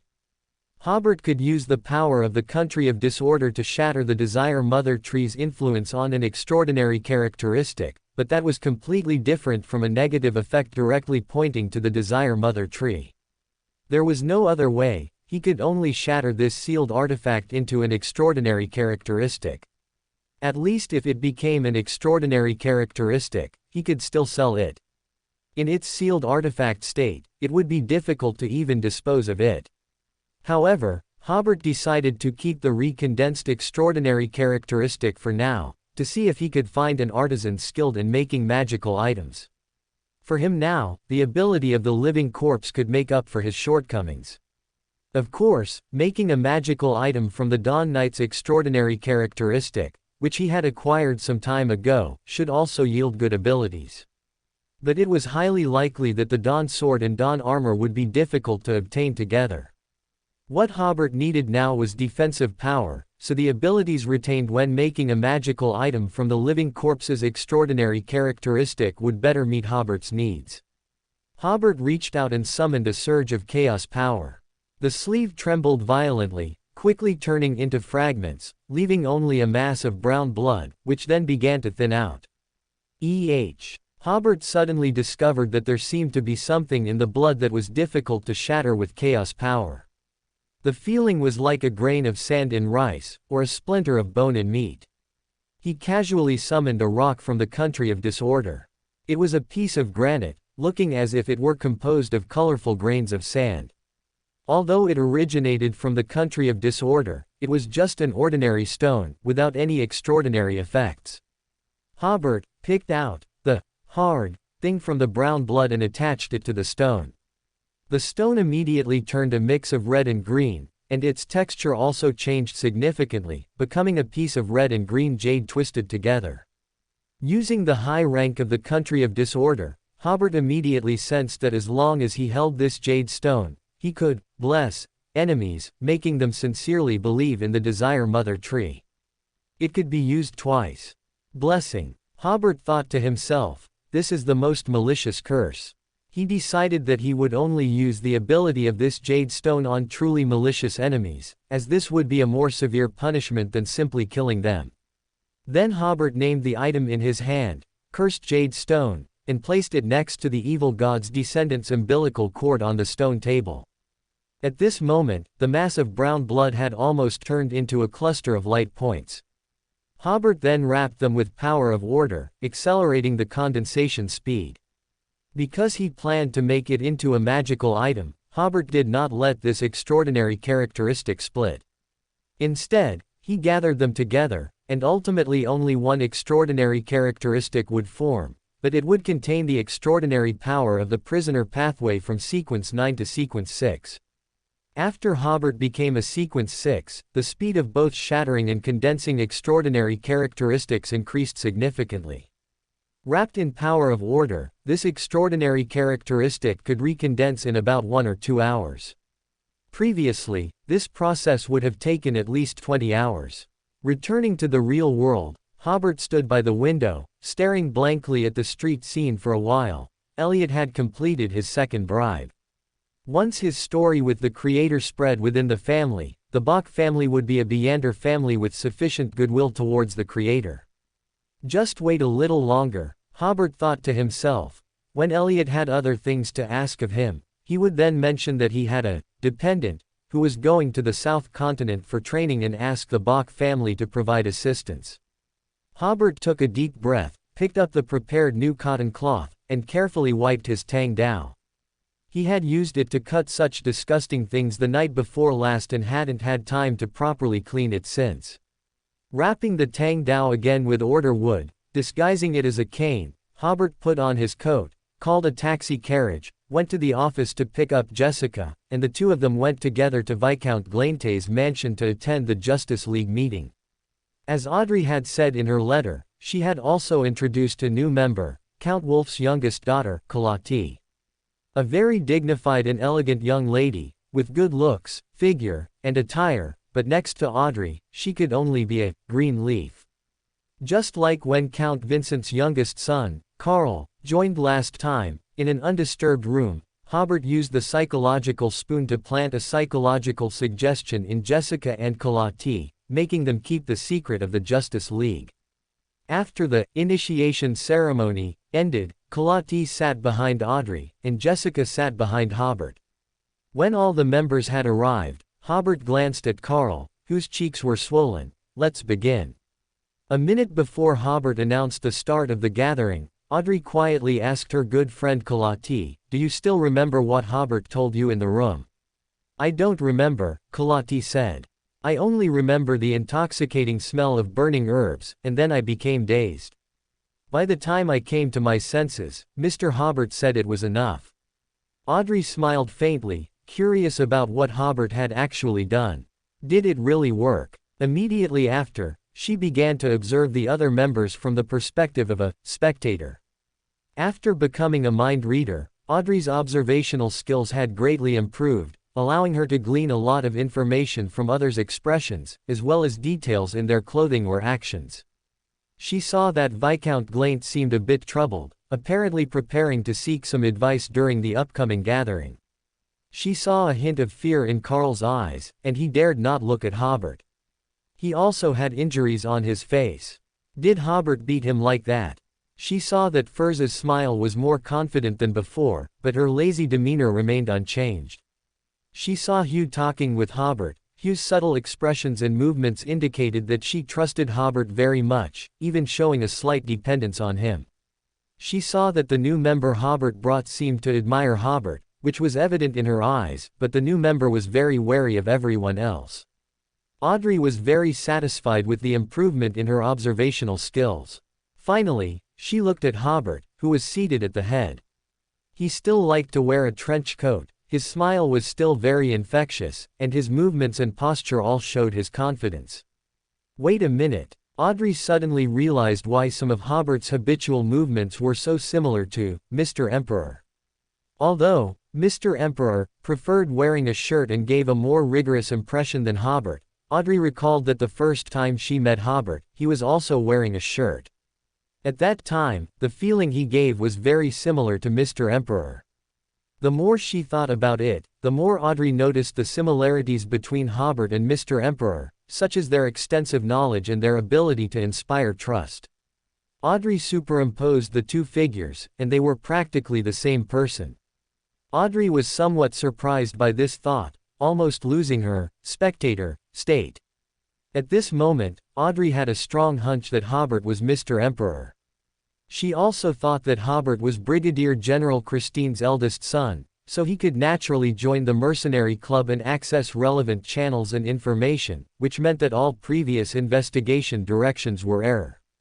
Audrey quickly calmed down. She had no intention of exposing this matter, as that would also reveal that she was Justice. However, she was very excited internally. Those who could join the Tarot Club were indeed excellent people, full of a sense of justice. "Let's begin," Hobert said at this moment.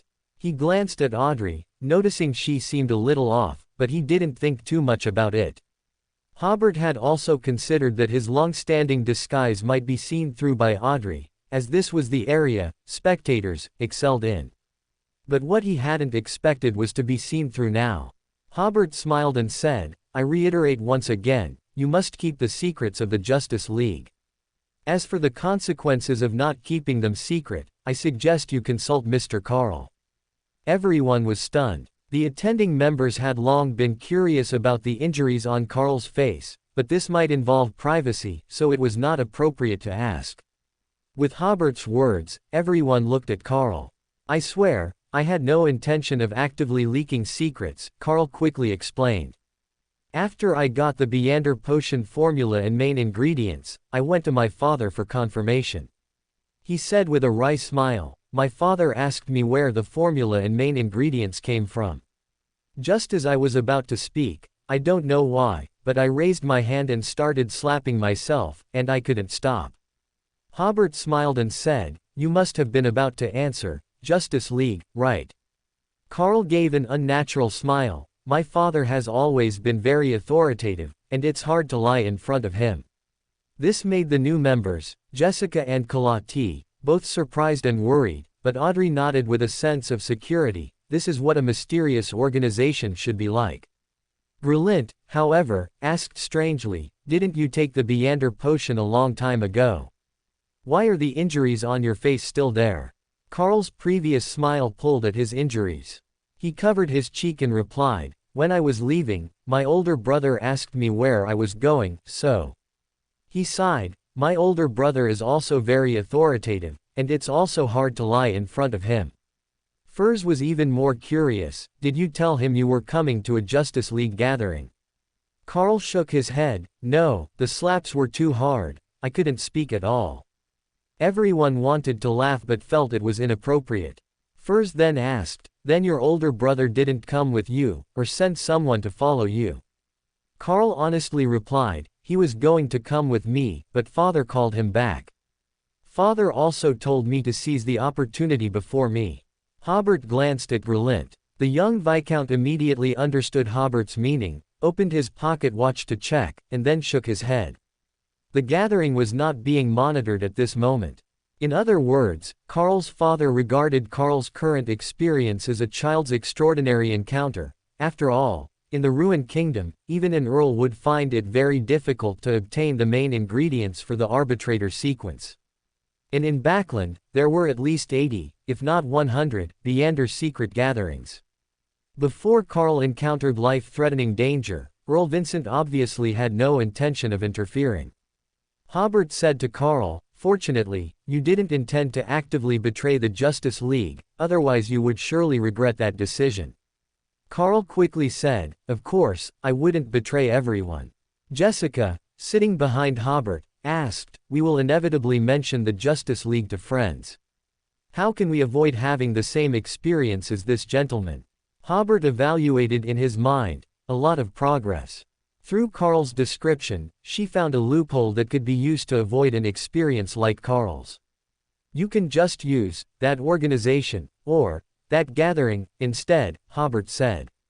"However, if you intend to reveal information about Justice League members, or confidential matters discussed at the gathering, you will also experience the same fate as Mr. Carl. To give you an example, if you tell a friend, such and such was traded at that gathering. This is fine. But if you go into more detail, such as who you traded with, even just a description of their appearance, that is not allowed." Jessica then asked, "What if it's someone we already know? Like us, I've known Hobert for a long time. Do I have to avoid mentioning Hobert's name from now on?" Hobert was very satisfied with Jessica's question. This indirectly showed that she already possessed a keen order concept, which is very important for Beyonders of the Black Emperor sequence. As long as what you want to express is not Hobert from the Justice League, but Hobert, whom you encounter in your daily work, then it's fine, Hobert further explained. Your own thoughts are very important. As long as you have the intention to leak secrets, you will be punished. If you don't have such an intention, then it's fine. Jessica nodded, "I understand. In that case, it wouldn't have too much impact on normal life." Carl, covering his cheek, sighed, "It can be like this." Hobert, meanwhile, thought, "I hope the higher sequence Beander potion of the Judge pathway can make this kid smarter in the future." Hobert said, "Now we move to the trading session. Who wants to start?" Kalati, sitting behind Audrey, raised her hand and said, "Audrey told me that I can trade for potion formulas here and become a true Beander." "That's right." Hobert smiled and said, "What sequence of Beander do you wish to become?" He said, "At this gathering, you can trade for initial formulas of many sequences." Kalati asked curiously, "What are they?" "Let me start with what I have." Hobert said, "There are potions that grant excellent eloquence and the ability to distort others' thoughts at times. There are potions that allow one to see the undead and enhance physical fitness. There are potions that grant excellent memory and enhance learning ability. There are potions that grant knowledge of many mystical arts and enhance spirituality, allowing for various magical rituals. Oh, and there are also potions that grant a strong physique and make one skilled in combat. Furs and Miss Hugh were both stunned, not expecting Hobert to possess so many initial potion formulas for extraordinary pathways. Based on their own knowledge, they roughly understood that Hobert was referring to the initial formulas for lawyer, corpse collector, erudite, seer, and barbarian. Hobert should also know the potion formulas for arbitrator and apprentice, but he didn't mention them. Miss Hugh felt Hobert looking at her and understood his meaning. I have potions here that can enhance personal charm and make one easily convincing. Gale, across from them, explained, the potion sequence owned by the royal family. Then Furs said, I have potions here that allow one to pass through walls. Viscount Relint said, I have potions here that grant knowledge for brewing various elixirs and poisons. Audrey really wanted to describe the spectator potion as well, but she was currently publicly claiming to still be searching for clues about the psychological alchemists, so she could only hold back for now. Then she belatedly realized, including my spectator potion, the Justice League has already mastered 9 initial sequence potion formulas. Of course, this was thanks to Hobert, who alone possessed initial formulas for 5 sequences. This also surprised Jessica, who was sitting behind Hobert. The most important reason she attended the gathering today was to trade for the barbarian potion with Hobert. Through their previous battle, she had, of course, already guessed that Hobert was of the same sequence as her. However, meeting at the company during work hours was not suitable for extraordinary transactions, so she wanted to use this gathering to complete the trade and also sell her friend's products. As for the other members, she remained highly vigilant. She could tell that the people sitting to Hobert's right were all noble offspring, and she had hated arrogant nobles since she was a child. After all the members of the gathering arrived, Jessica initially considered it just a mystical gathering among nobles. But what she never expected was that this gathering actually had such depth. Kalati was also surprised that she had so many choices and found it difficult to decide for a moment, so she asked Hobert, who seemed very reliable, Mr. Hobert, do you have any recommendations? Hobert asked, what is your purpose in becoming a Beander? Or what requirements does your family have? I just want to have some extraordinary abilities that give me a sense of security. Kalati's expression was a little dim. My mother's background isn't good, so my family doesn't have any requirements for me. Audrey, however, said, but Kalati is a very kind and gentle young lady, and also a loyal friend and reliable partner. Thank you, Audrey. Kalati's face brightened with a smile again. Hobert nodded. He fully trusted Audrey's judgment. My suggestion is Miss Furs's sequence, or Viscount Relint's choice. The former will give you unexpected escape skills, while the latter can give you and your family a healthy body. Of course, if you want to have status in your family, choose Miss Hughes or my option. Our 2 choices offer more opportunities to serve the royal family. Kalati considered for a moment. Miss Furs, and Viscount Relint, could you describe your extraordinary abilities in more detail? I'll just demonstrate it. Furs stood up and made a motion of opening a door on the wall. An illusory door immediately appeared on the wall, and Furs passed through it, returning a few seconds later. She smiled and said, after taking the potion of this sequence, there will be no place that can trap you. Subsequent potions will grant you some minor spells, which, if used well, will have very good effects. Furs still remembered that in the battle initiated by Hobert that she participated in, the enemy's astrologer had only used the falling spell to inflict injuries all over Apton. Kalati was already quite tempted. Viscount Relint smiled and said, my extraordinary ability is difficult to demonstrate here. Let me show you the elixirs of brood. He opened his jacket, and everyone saw many small pockets on the inside, holding various glass or metal vials.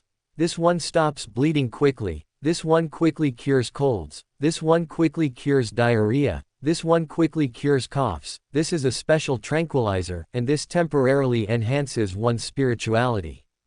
Oh, and these colorful liquids, yes, they are some poisons. I won't describe their specific effects and uses. It must be said that Furz's demonstration was very effective, and Kalati ultimately chose to become an apprentice. Furz had seen the apprentice potion formula among old Mrs. Anlis's belongings, and she immediately sold it to Kalati for £280. Kalati had money with her, and the transaction was completed quickly. But after she got the potion formula, she was still a little at a loss. Hobert smiled and said, "For the auxiliary materials of the formula, you can go to Gale Herbalist Shop at 51 Henry Street. The owner of the herbalist shop, Gale, is my friend. You can tell him that Hobert the lawyer referred you. As for the main material, I have it here. If you need it, I can sell it to you. Audrey has rich mystical knowledge.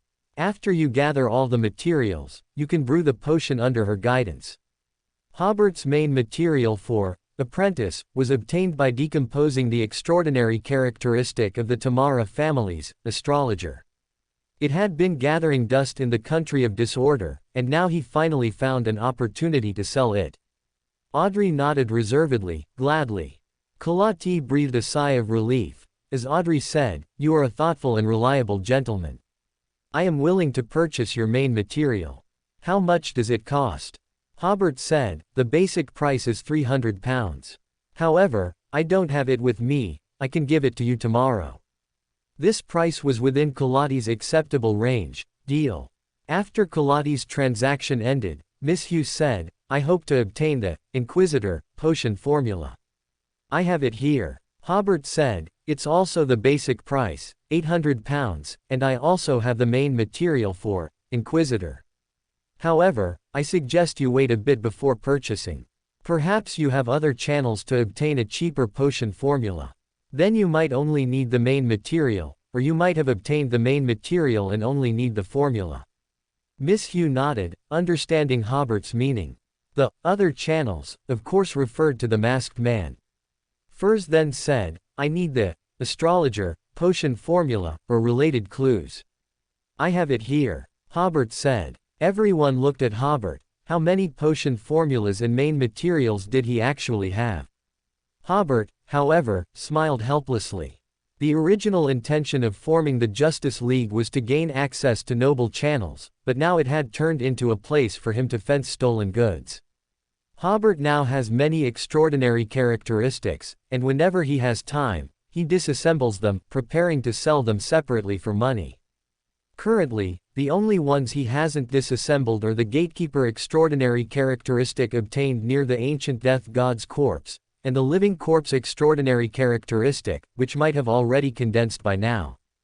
Although there is Byron's sales channel, some extraordinary characteristics cannot be sold through Byron, such as the Judge extraordinary characteristic just obtained from the Night Watchers. Even if Thomas can testify for Hobert, or even provide documents proving that the Judge extraordinary characteristic came from the Night Watchers, Byron would still need Thomas to explain where the Night Watchers obtained this extraordinary characteristic.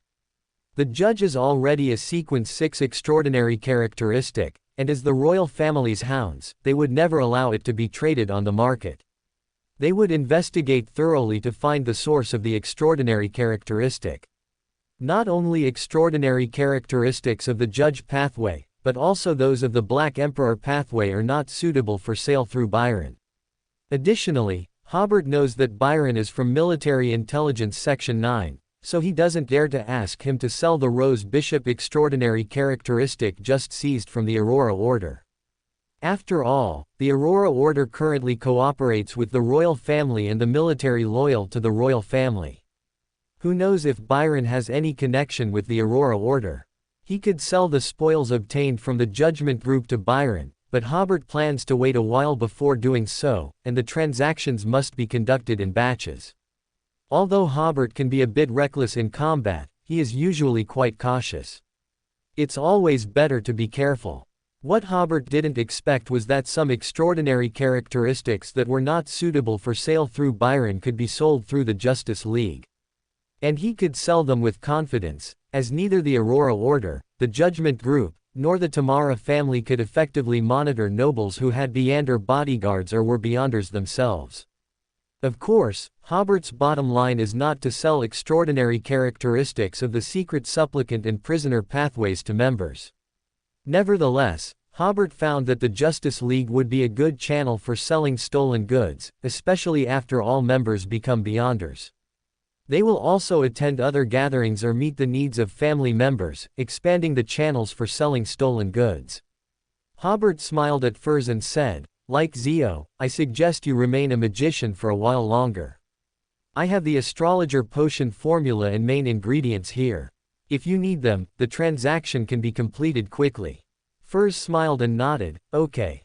Everyone else looked at Hobert differently, feeling as if there was an organization behind him that specialized in providing potion formulas and main ingredients. Hobert understood everyone's gaze. "You don't have to look at me like that. I haven't been able to find a channel to obtain the potion formula and main ingredients that Miss Audrey needs. However, I can give Miss Audrey a definite piece of information. There are members of the psychological alchemists at the Beyonder gathering held at the medical college." Audrey's eyes lit up. "Thank you for your generous gift." Hobert smiled. "All right, let's continue." At this point, Jessica, who was sitting behind him, said, "I want to trade the barbarian potion formula with Hobert." Everyone stared intently at Hobert, as if his phrase, "I have it here," was heavenly music. Then Zio, Furs, Audrey, and the other initiators suddenly chuckled. In that instant, they seemed to have forgotten that Hobert was originally a Beyonder of the lawyer pathway. Of course, he would have the barbarian potion formula. No wonder this newcomer chose to trade directly with Hobert. Hobert was slightly stunned. "I completely forgot about that." Jessica thought Hobert meant, "I forgot that you are also a lawyer, and I didn't mention the potion formula trade to you before."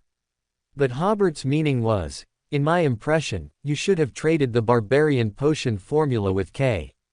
I forgot that K's Black Emperor card is now in my hands." Hobert smiled and said, "No problem, it's also the base price. The potion formula is £500, and the extraordinary characteristic is £600. I'll buy the potion formula first," Jessica said. "I'll bring enough money tomorrow and then trade for the extraordinary characteristic with you." "No problem." Hobert took out paper and pen from his briefcase and wrote down the barbarian potion formula. After becoming a lawyer, Hobert found that his mental faculties had improved somewhat, especially after becoming a briber. Both his learning ability and memory had become much stronger. Hobert can now write down from memory all the potion formulas he has seen since transmigrating. He guessed that this might not be an exclusive advantage of the lawyer pathway, but rather a symbol of the physical and mental transformation after becoming a Beyonder. Jessica put away the potion formula and counted out £500 for Hobert. Then she began to sell a whip of slowness and a ring that could increase running speed.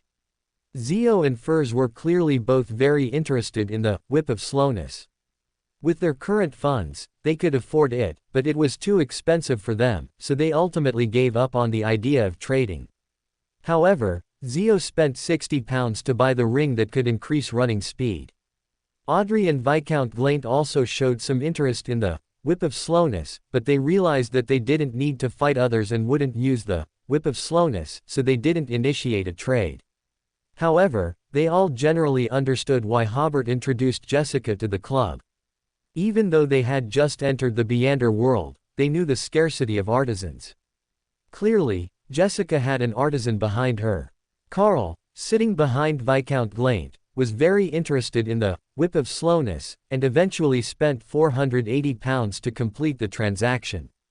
This made Jessica sigh. It's still easier to earn money from nobles, they don't even bargain. After counting the money, Jessica asked Viscount Glaint, "Can you concoct corpse-dissolving water?" Hobert recalled the liquid Kelly used to dispose of bodies earlier. Viscount Glaint paused slightly before saying, "I know the formula for corpse-dissolving water, but I haven't concocted it before, so I don't know how effective it is." Jessica nodded. "I'd like to pre-order some corpse-dissolving water." Viscount Glaint didn't expect a transaction involving himself. He quickly said, "No problem, I can concoct some by the day after tomorrow at the latest." "Concoct some for me too, by the way," Hobert said. "I also want a few bottles of poison that is effective even against Beyonders. Once they're ready, write to me and I'll pick them up, or you can send someone to the office." About how much will it cost?" Viscount Glaint chuckled awkwardly. "I'll tell you the exact price once I've concocted them. Don't worry, as a member of the Justice League, I'll only charge you the cost price." The key was that he didn't even know the exact cost yet. Jessica added, "I also want a batch of potions that can quickly restore spirituality. Please sell them to me as well." This was the potion Kelly often used when crafting weapons. "No problem." Facing his first transaction in life, Viscount Glaint showed great enthusiasm. "Where should I send the potions?" Jessica thought for a moment and said, "You can send them all to Hobert." After this transaction ended, Viscount Glaint asked, "Does anyone have a way to eliminate whispers in their ears?" "One more chapter," Viscount Glaint said with a bitter smile, "especially at night, I always hear whispers in my ears. It has greatly affected my sleep and made me quite irritable. Does anyone have a solution to this problem?" Carl, who was behind him, added, "I also have similar troubles. Although my father taught me meditation, its effect is limited and it cannot completely eradicate the problem." Audrey really wanted to introduce them to the acting method, but then she remembered that she was the only ordinary person among the 5 initiators, and knowing these things would be very unreasonable. She sighed again. "No, I need to expose my Beyonder identity quickly, otherwise I will be marginalized in the Justice League." Hobert, who was seated at the head, said, "As one of the initiators of the Justice League, I will freely share some knowledge with you. But do not think that just because this knowledge is free, it is worthless. On the contrary, many wild Beyonders never learn this knowledge in their entire lives, and therefore they must constantly live with madness and loss of control. Consider this a benefit of the Justice League." Miss Hugh and Furs looked at Hobert with smiles. They were already direct beneficiaries of this knowledge. Audrey was not surprised that Hobert knew the acting method. This had already been proven at a previous Tarot Club meeting.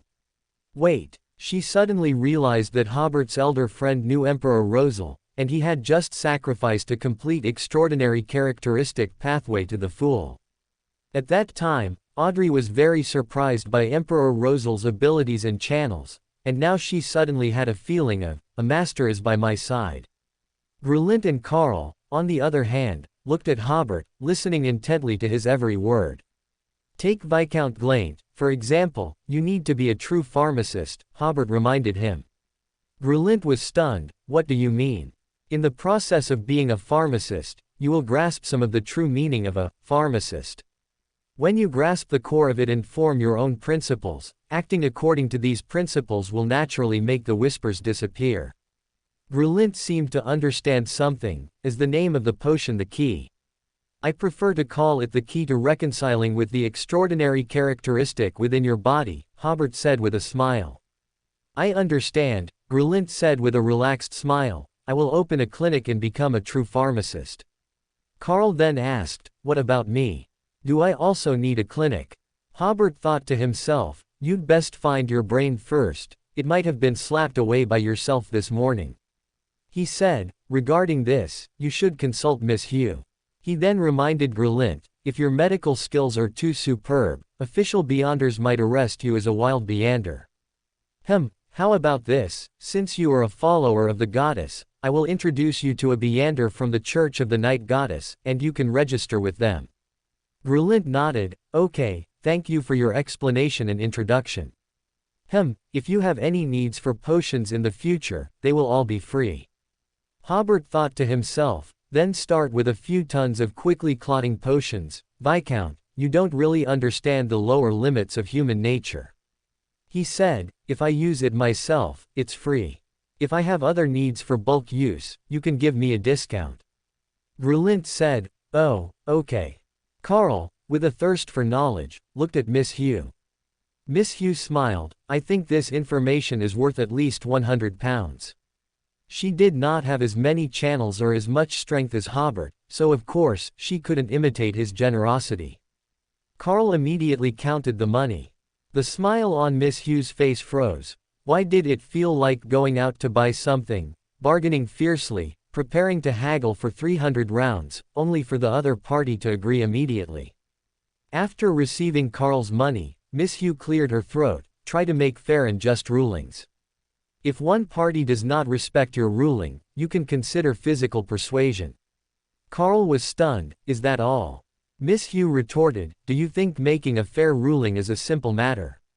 Perhaps sensing that this young noble had some intelligence, but not much, Miss Hugh explained further, do not attempt to arbitrate conflicts between powerful individuals, that would be quite dangerous for you.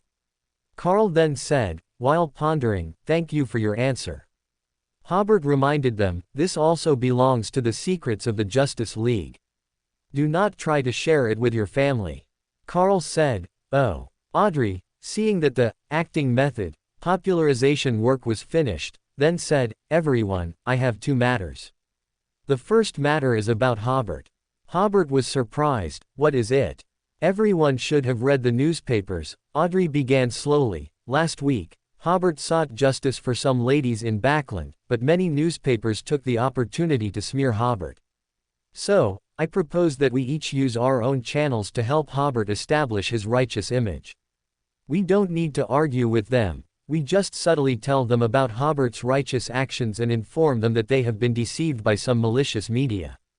Carl and the others first recalled the information they had seen in the newspapers, and after meeting Hobert in person today, they all felt that he was not as bad as the newspapers portrayed him. Jessica, on the other hand, developed a great fondness for this beautiful lady. Hobert thought to himself, she's very good at applying what she's learned. He remembered that when he handled Bob's case, he had taught Audrey a method of avoiding the main conflict and achieving her goals indirectly. This is a very noble gesture, Hobert said with a smile, and I am very grateful for your initiative, Audrey. I must say you are the embodiment of justice. Audrey smiled demurely, thank you for your compliment. Hobert's comment made her very happy because she could tell that Hobert was praising her from the bottom of his heart. Several young nobles also responded to Audrey's initiative, stating that they would clear Hobert's name at various balls. Audrey then said, the second matter is that I will be going to the East District soon. Does anyone have any suggestions? Hobert almost blurted out, do not ride in your family's carriage, I suggest renting an ordinary carriage. Do not wear noble clothing, I suggest wearing knight's attire. Find a good guide and bodyguard, I recommend Miss Hugh, as she knows the East District better. Miss Hugh said, please be sure to wear a veil or a veiled hat, otherwise you will definitely encounter a lot of trouble. Do not wear perfume, do not wear jewelry. Audrey noted everything down, then Miss Hugh, are you willing to protect me to the East District? As for the remuneration, how about £30? If you think it's too little, we can discuss it further. Gladly, Miss Hugh added, do not carry money on you. If there's anything to pay for, I can pay for it first. The previous task she received, to monitor Raft, only earned her £32 for excellent completion. Audrey often had no concept of money, and spending lavishly in the East District would be a disaster. An extra chapter for everyone's recommendation tickets. Extra chapters for recommendation tickets might not be as frequent as for monthly tickets, but there will definitely be some. Also, a daily request for monthly tickets. We are about 50 tickets away from the next extra chapter for monthly tickets. Chapter 272, a £10,000 transaction. On the carriage ride back to the law firm, Hobert suggested, generally speaking, nobles almost never personally participate in combat. Before the next gathering, Kelly can try to create some small gadgets that nobles might use, they will definitely sell very well. Jessica nodded, I'll go back and discuss it with Kelly. After returning to the law firm and having lunch, Hobert dealt with some accumulated tasks. Just as he was about to pick up the newspaper, his vision was suddenly filled with gray fog. Within the gray fog, a mysterious figure sat on a high-backed chair, it was the Fool. Then, Before Hobert's eyes, the scene shifted to the hanged man Alger's prayer. Mr. Fool, please inform Emperor that I have inquired about the price of a sealed artifact with travel ability for him. The other party asked for 10,000 gold pounds. I negotiated it down to 8,800 gold pounds, but because I took on a considerable risk, I need to charge a 400 gold pounds intermediary fee, so he needs to pay me a total of 9,200 gold pounds. I must warn Emperor that this sealed artifact has quite severe negative effects. As long as the sealed artifact is worn, the wearer can easily be located by evil beings in the spirit world, who will then attack the holder. Each use of the sealed artifact causes the holder to completely lose their memory for 3 minutes. There is a probability of failure when using the sealed artifact. Failure does not mean being unable to cross the spirit world, but rather taking the holder to the vicinity of some evil beings. The prayer scene ended, and Hobert frowned. Where are these negative effects? These are practically suicidal effects. If the sealed artifact's use failed and took him to the vicinity of some evil being, and he also lost his memory for 3 minutes, by the time he recovered, there likely wouldn't be a chance to recover his memory. No wonder the other party accepted the price of 8,800 gold pounds. This was clearly being sold as an extraordinary characteristic. Normally, a Sequence 5 extraordinary characteristic would only sell for 5 or 6,000 gold pounds, but a door pathway extraordinary characteristic is different. It is simply too difficult to obtain, so a premium of 2 or 3,000 gold pounds is very normal. Soon, Hobert decided to buy it, shatter the sealed artifact, let it recondense into an extraordinary characteristic, and then find someone to create a magical item. As for who to ask for help in crafting the extraordinary item, Hobert thought of 3 options. First, asking if Kelly knew any artisans skilled in crafting magical items. Second, asking Eakins for help. Third, asking Christine for help. Since the original owner's birth mother knew a very skilled artisan, Christine most likely also knew that artisan.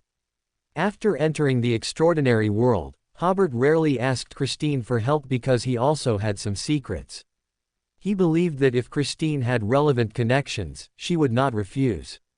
Hobert then breathed a sigh of relief.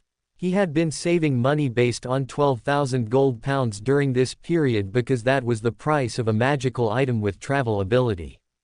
Now that he was finally close to saving enough, he found that he wouldn't need that much.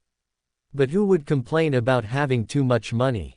Hobert returned to his rented room, entered the country of disorder, and brought out 8,500 gold pounds from the country of disorder using the method of bestowing upon himself. He originally had about 300 gold pounds on him, and the transaction with Jessica yielded another 500 gold pounds, which was enough to pay Alger's asking price. Then he recited the fool's honorific name and said, "Mr. Fool, please inform Mr. Hanged Man that I am willing to buy that sealed artifact, and I will pay Mr. Hanged Man the gold pounds through the method of sacrificing to you." Above the gray fog, Klein stared blankly at the 9,200 gold pounds sacrificed by Emperor. After being in this world for so long, this was the first time he had seen so much money. This was the Tarot Club's first 10,000 pound level transaction. As he caressed the gold pounds, Klein thought, the sealed artifact's negative effects are so severe, Emperor wouldn't possibly risk his own life.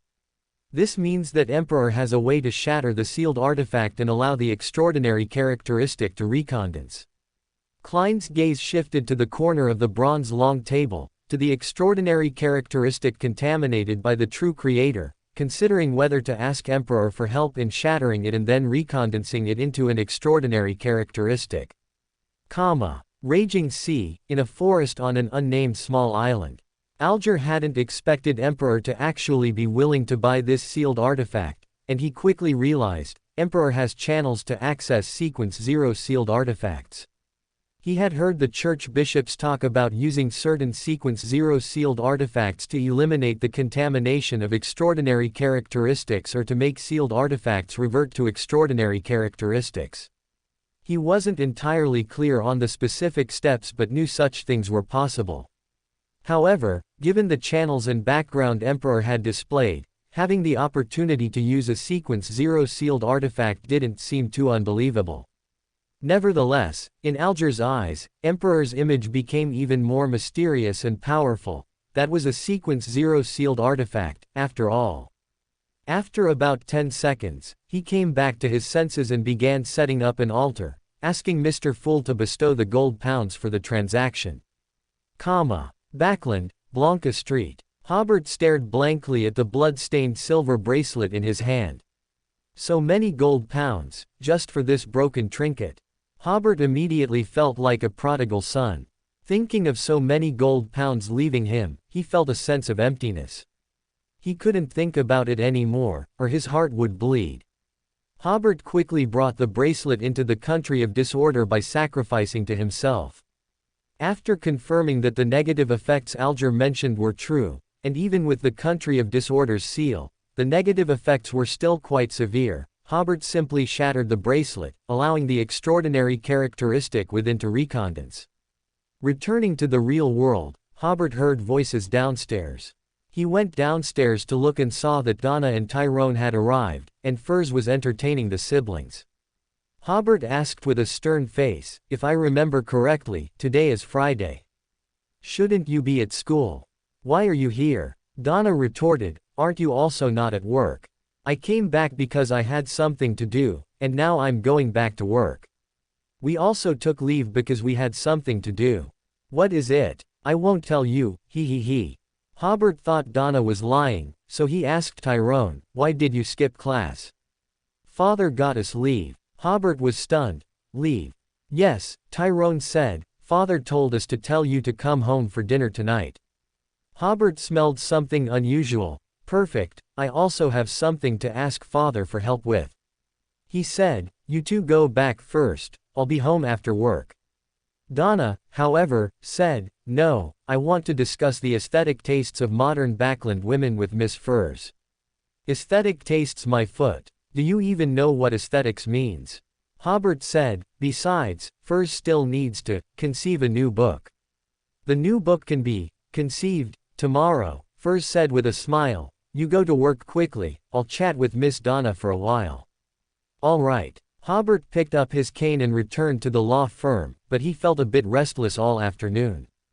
As soon as work was over, Hobert immediately took a taxi home. A lavish dinner was already laid out in the dining room. Christine, Monliza, Doffus, and others all looked normal. Hobert had just breathed a sigh of relief when he suddenly felt it shouldn't be this way. Sure enough, once everyone was seated, Christine said to Hobert, "Your mother wants to take Donna and Tyrone to travel to the Rosted Archipelago. Do you want to go too? Don't answer now. Think about it carefully, think about it thoroughly, and then make a cautious choice." Hobert suddenly remembered the content of a conversation Christine had with him about 2 months ago, asking him to make a cautious choice during a certain period. Hobert remembered Christine's exact words, which were something like, he had made an important choice before, and now it was time to pay for that choice. Christine's choice would obviously affect Hobert's current life as well. Hobert did not rush to make a choice, as he had too little information at hand and didn't know how to decide at the moment. The dinner atmosphere was generally lively, mainly due to Donna, who, ever since she knew they were going on a trip, wished they could depart immediately. Hobert realized that if he chose not to go with Donna and Tyrone, he might not see them for a long time. So, Hobert invited her and Tyrone to host Elizabeth and the others tomorrow, and also invited them to visit the Rosal the Great exhibition on Sunday. Donna immediately agreed, of course, while Tyrone simply listened to his sister. Around 8 o'clock, dinner concluded in a pleasant atmosphere. Hobert was about to follow Christine to the study when Monliza suddenly pulled Hobert's arm. "In my eyes, you are still a child and shouldn't be involved in adult matters." Hobert was slightly startled before smiling and saying, "Mother, thank you for your reminder, but we are always growing, whether we want or not." Monliza sighed. "Yes, as a mother, I shouldn't hinder your growth."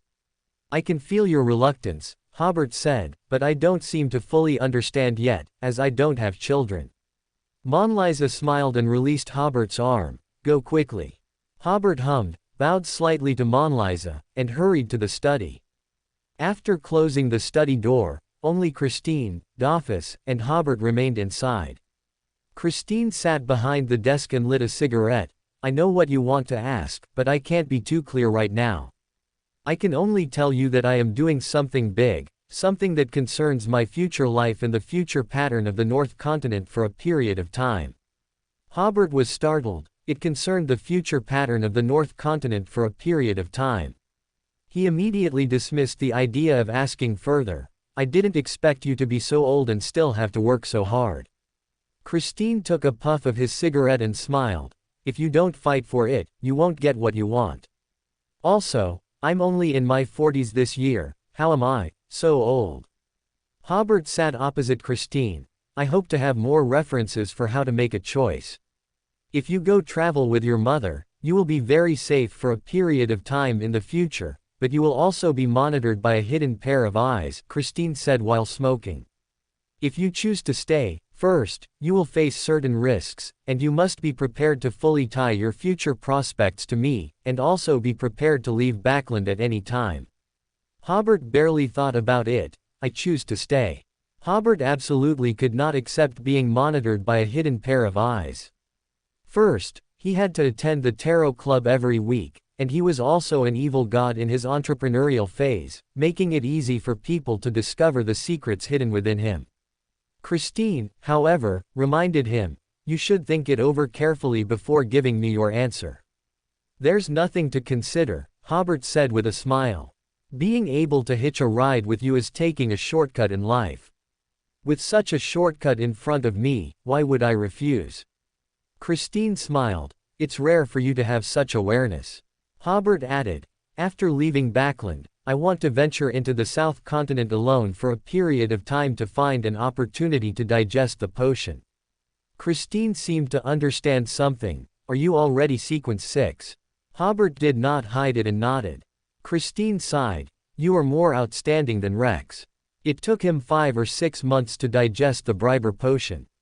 He extinguished his cigarette. In that case, I don't have to worry about your safety. I think you should be able to take care of yourself.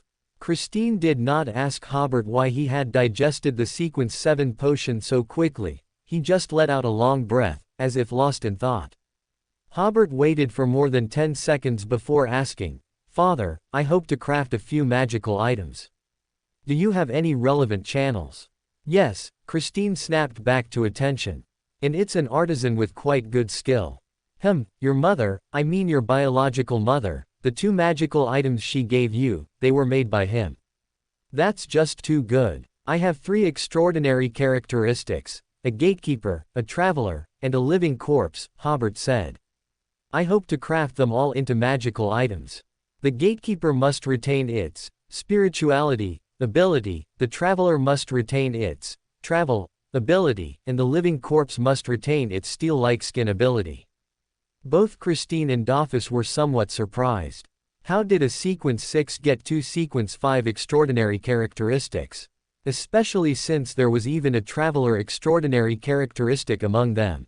Hobert explained. The gatekeeper was obtained from ruins, the traveler was traded for a large sum of money, and the living corpse was spoils of war from a battle I participated in with a friend. This was the explanation he had prepared in advance. Although it contained both truth and falsehood, it sounded very reasonable. Christine said, I will convey your requests to the artisan. If you give me the 3 extraordinary characteristics tomorrow, you should have the magical items you want in 4 to 5 days to a week.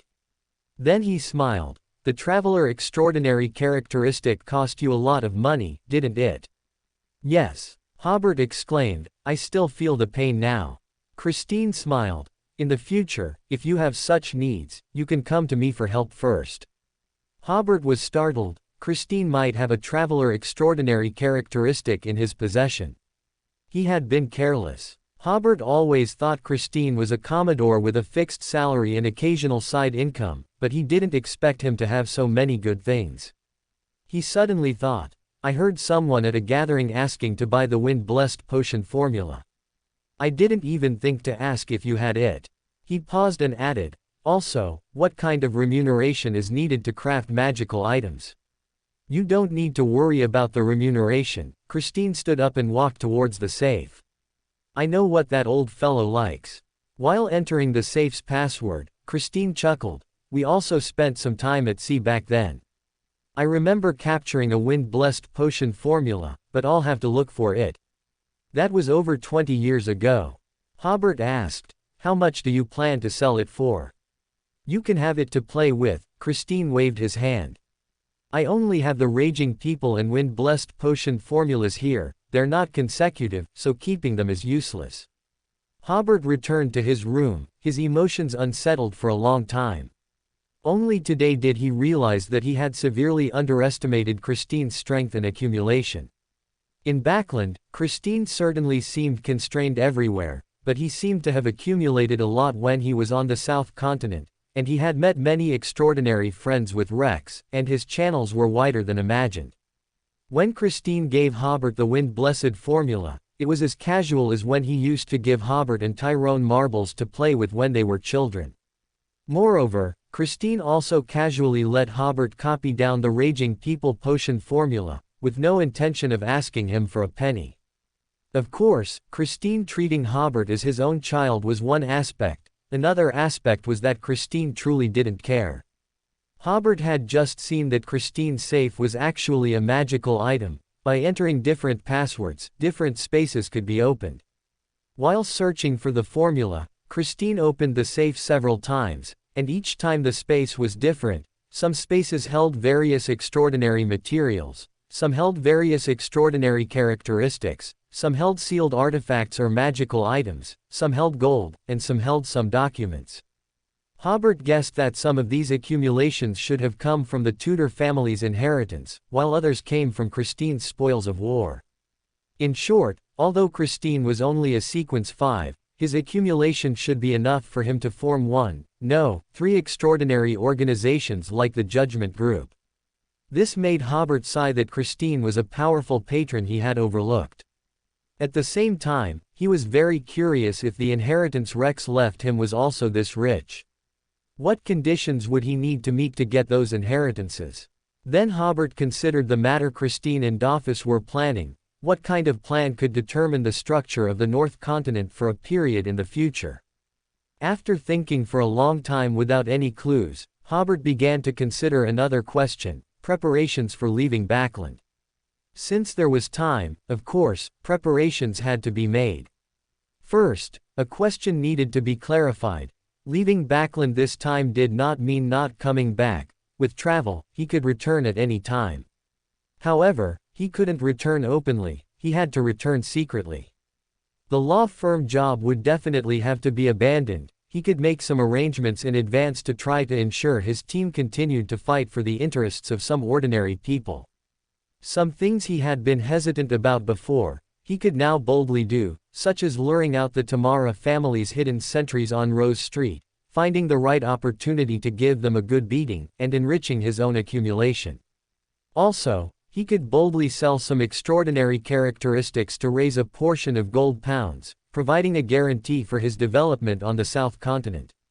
On the South Continent, gold pounds were also a very stable currency. The gold in the country of disorder could be kept for now. After all, this stuff circulated more widely than gold pounds. As he thought, Hobert fell into a dream. The next morning, a little after 6, Hobert woke up at the spiritual reminder. He was very busy today. Without even having time for breakfast, he went out and found a handsome cab to start his busy day. Hobert first returned to Blanca Street and, using the method he had bestowed upon himself, brought the gatekeeper, traveler, living corpse, barbarian, and apprentice extraordinary characteristics into the real world. At home in Queen's District, he dared not make such a big move, fearing it would attract Christine's attention. According to the distance from Blanca Street, Hobert first went to the law firm to complete the transaction for the barbarian extraordinary characteristic with Jessica, then went to Grelint's mansion to complete the transaction for the apprentice extraordinary characteristic with Colati. These two transactions brought Hobert an income of £900, and his funds once again returned to around £3,500. Then Hobert handed over the traveler and other extraordinary characteristics to Christine, and asked the kitchen to prepare a late breakfast for him. After eating and drinking his fill, around 10 o'clock, Hobert took Donna and Tyrone to the train station. Hobert again sighed. If only he had the ability of travel, the time spent this morning was basically all on the road. When Hobert gained the ability of travel, it also meant that Backland's hansom cab industry lost a big customer. A little after 11, Hobert arrived at the platform with Donna and Tyrone. After waiting for about 10 minutes, Hobert saw Elizabeth, who had some cute baby fat, and Serena, with a head of wine-red hair, as well as Melissa and an unfamiliar gentleman walking behind them. Seeing the gentleman's hairline, Hobert could confirm that it was Benson. "Elizabeth," Hobert called out. Elizabeth also saw Hobert. "Mr. Hobert." Serena also hurried forward. "Teacher." Hobert neither agreed nor refused. "You are quite a clever one." "Barrister Hobert, thank you for your invitation." Benson shifted his cane to his left hand and shook Hobert's hand. "I also took advantage of the 3 young ladies to come and see Backland." Hobert smiled while shaking hands. "The reputation of Barrister Hobert isn't too good right now.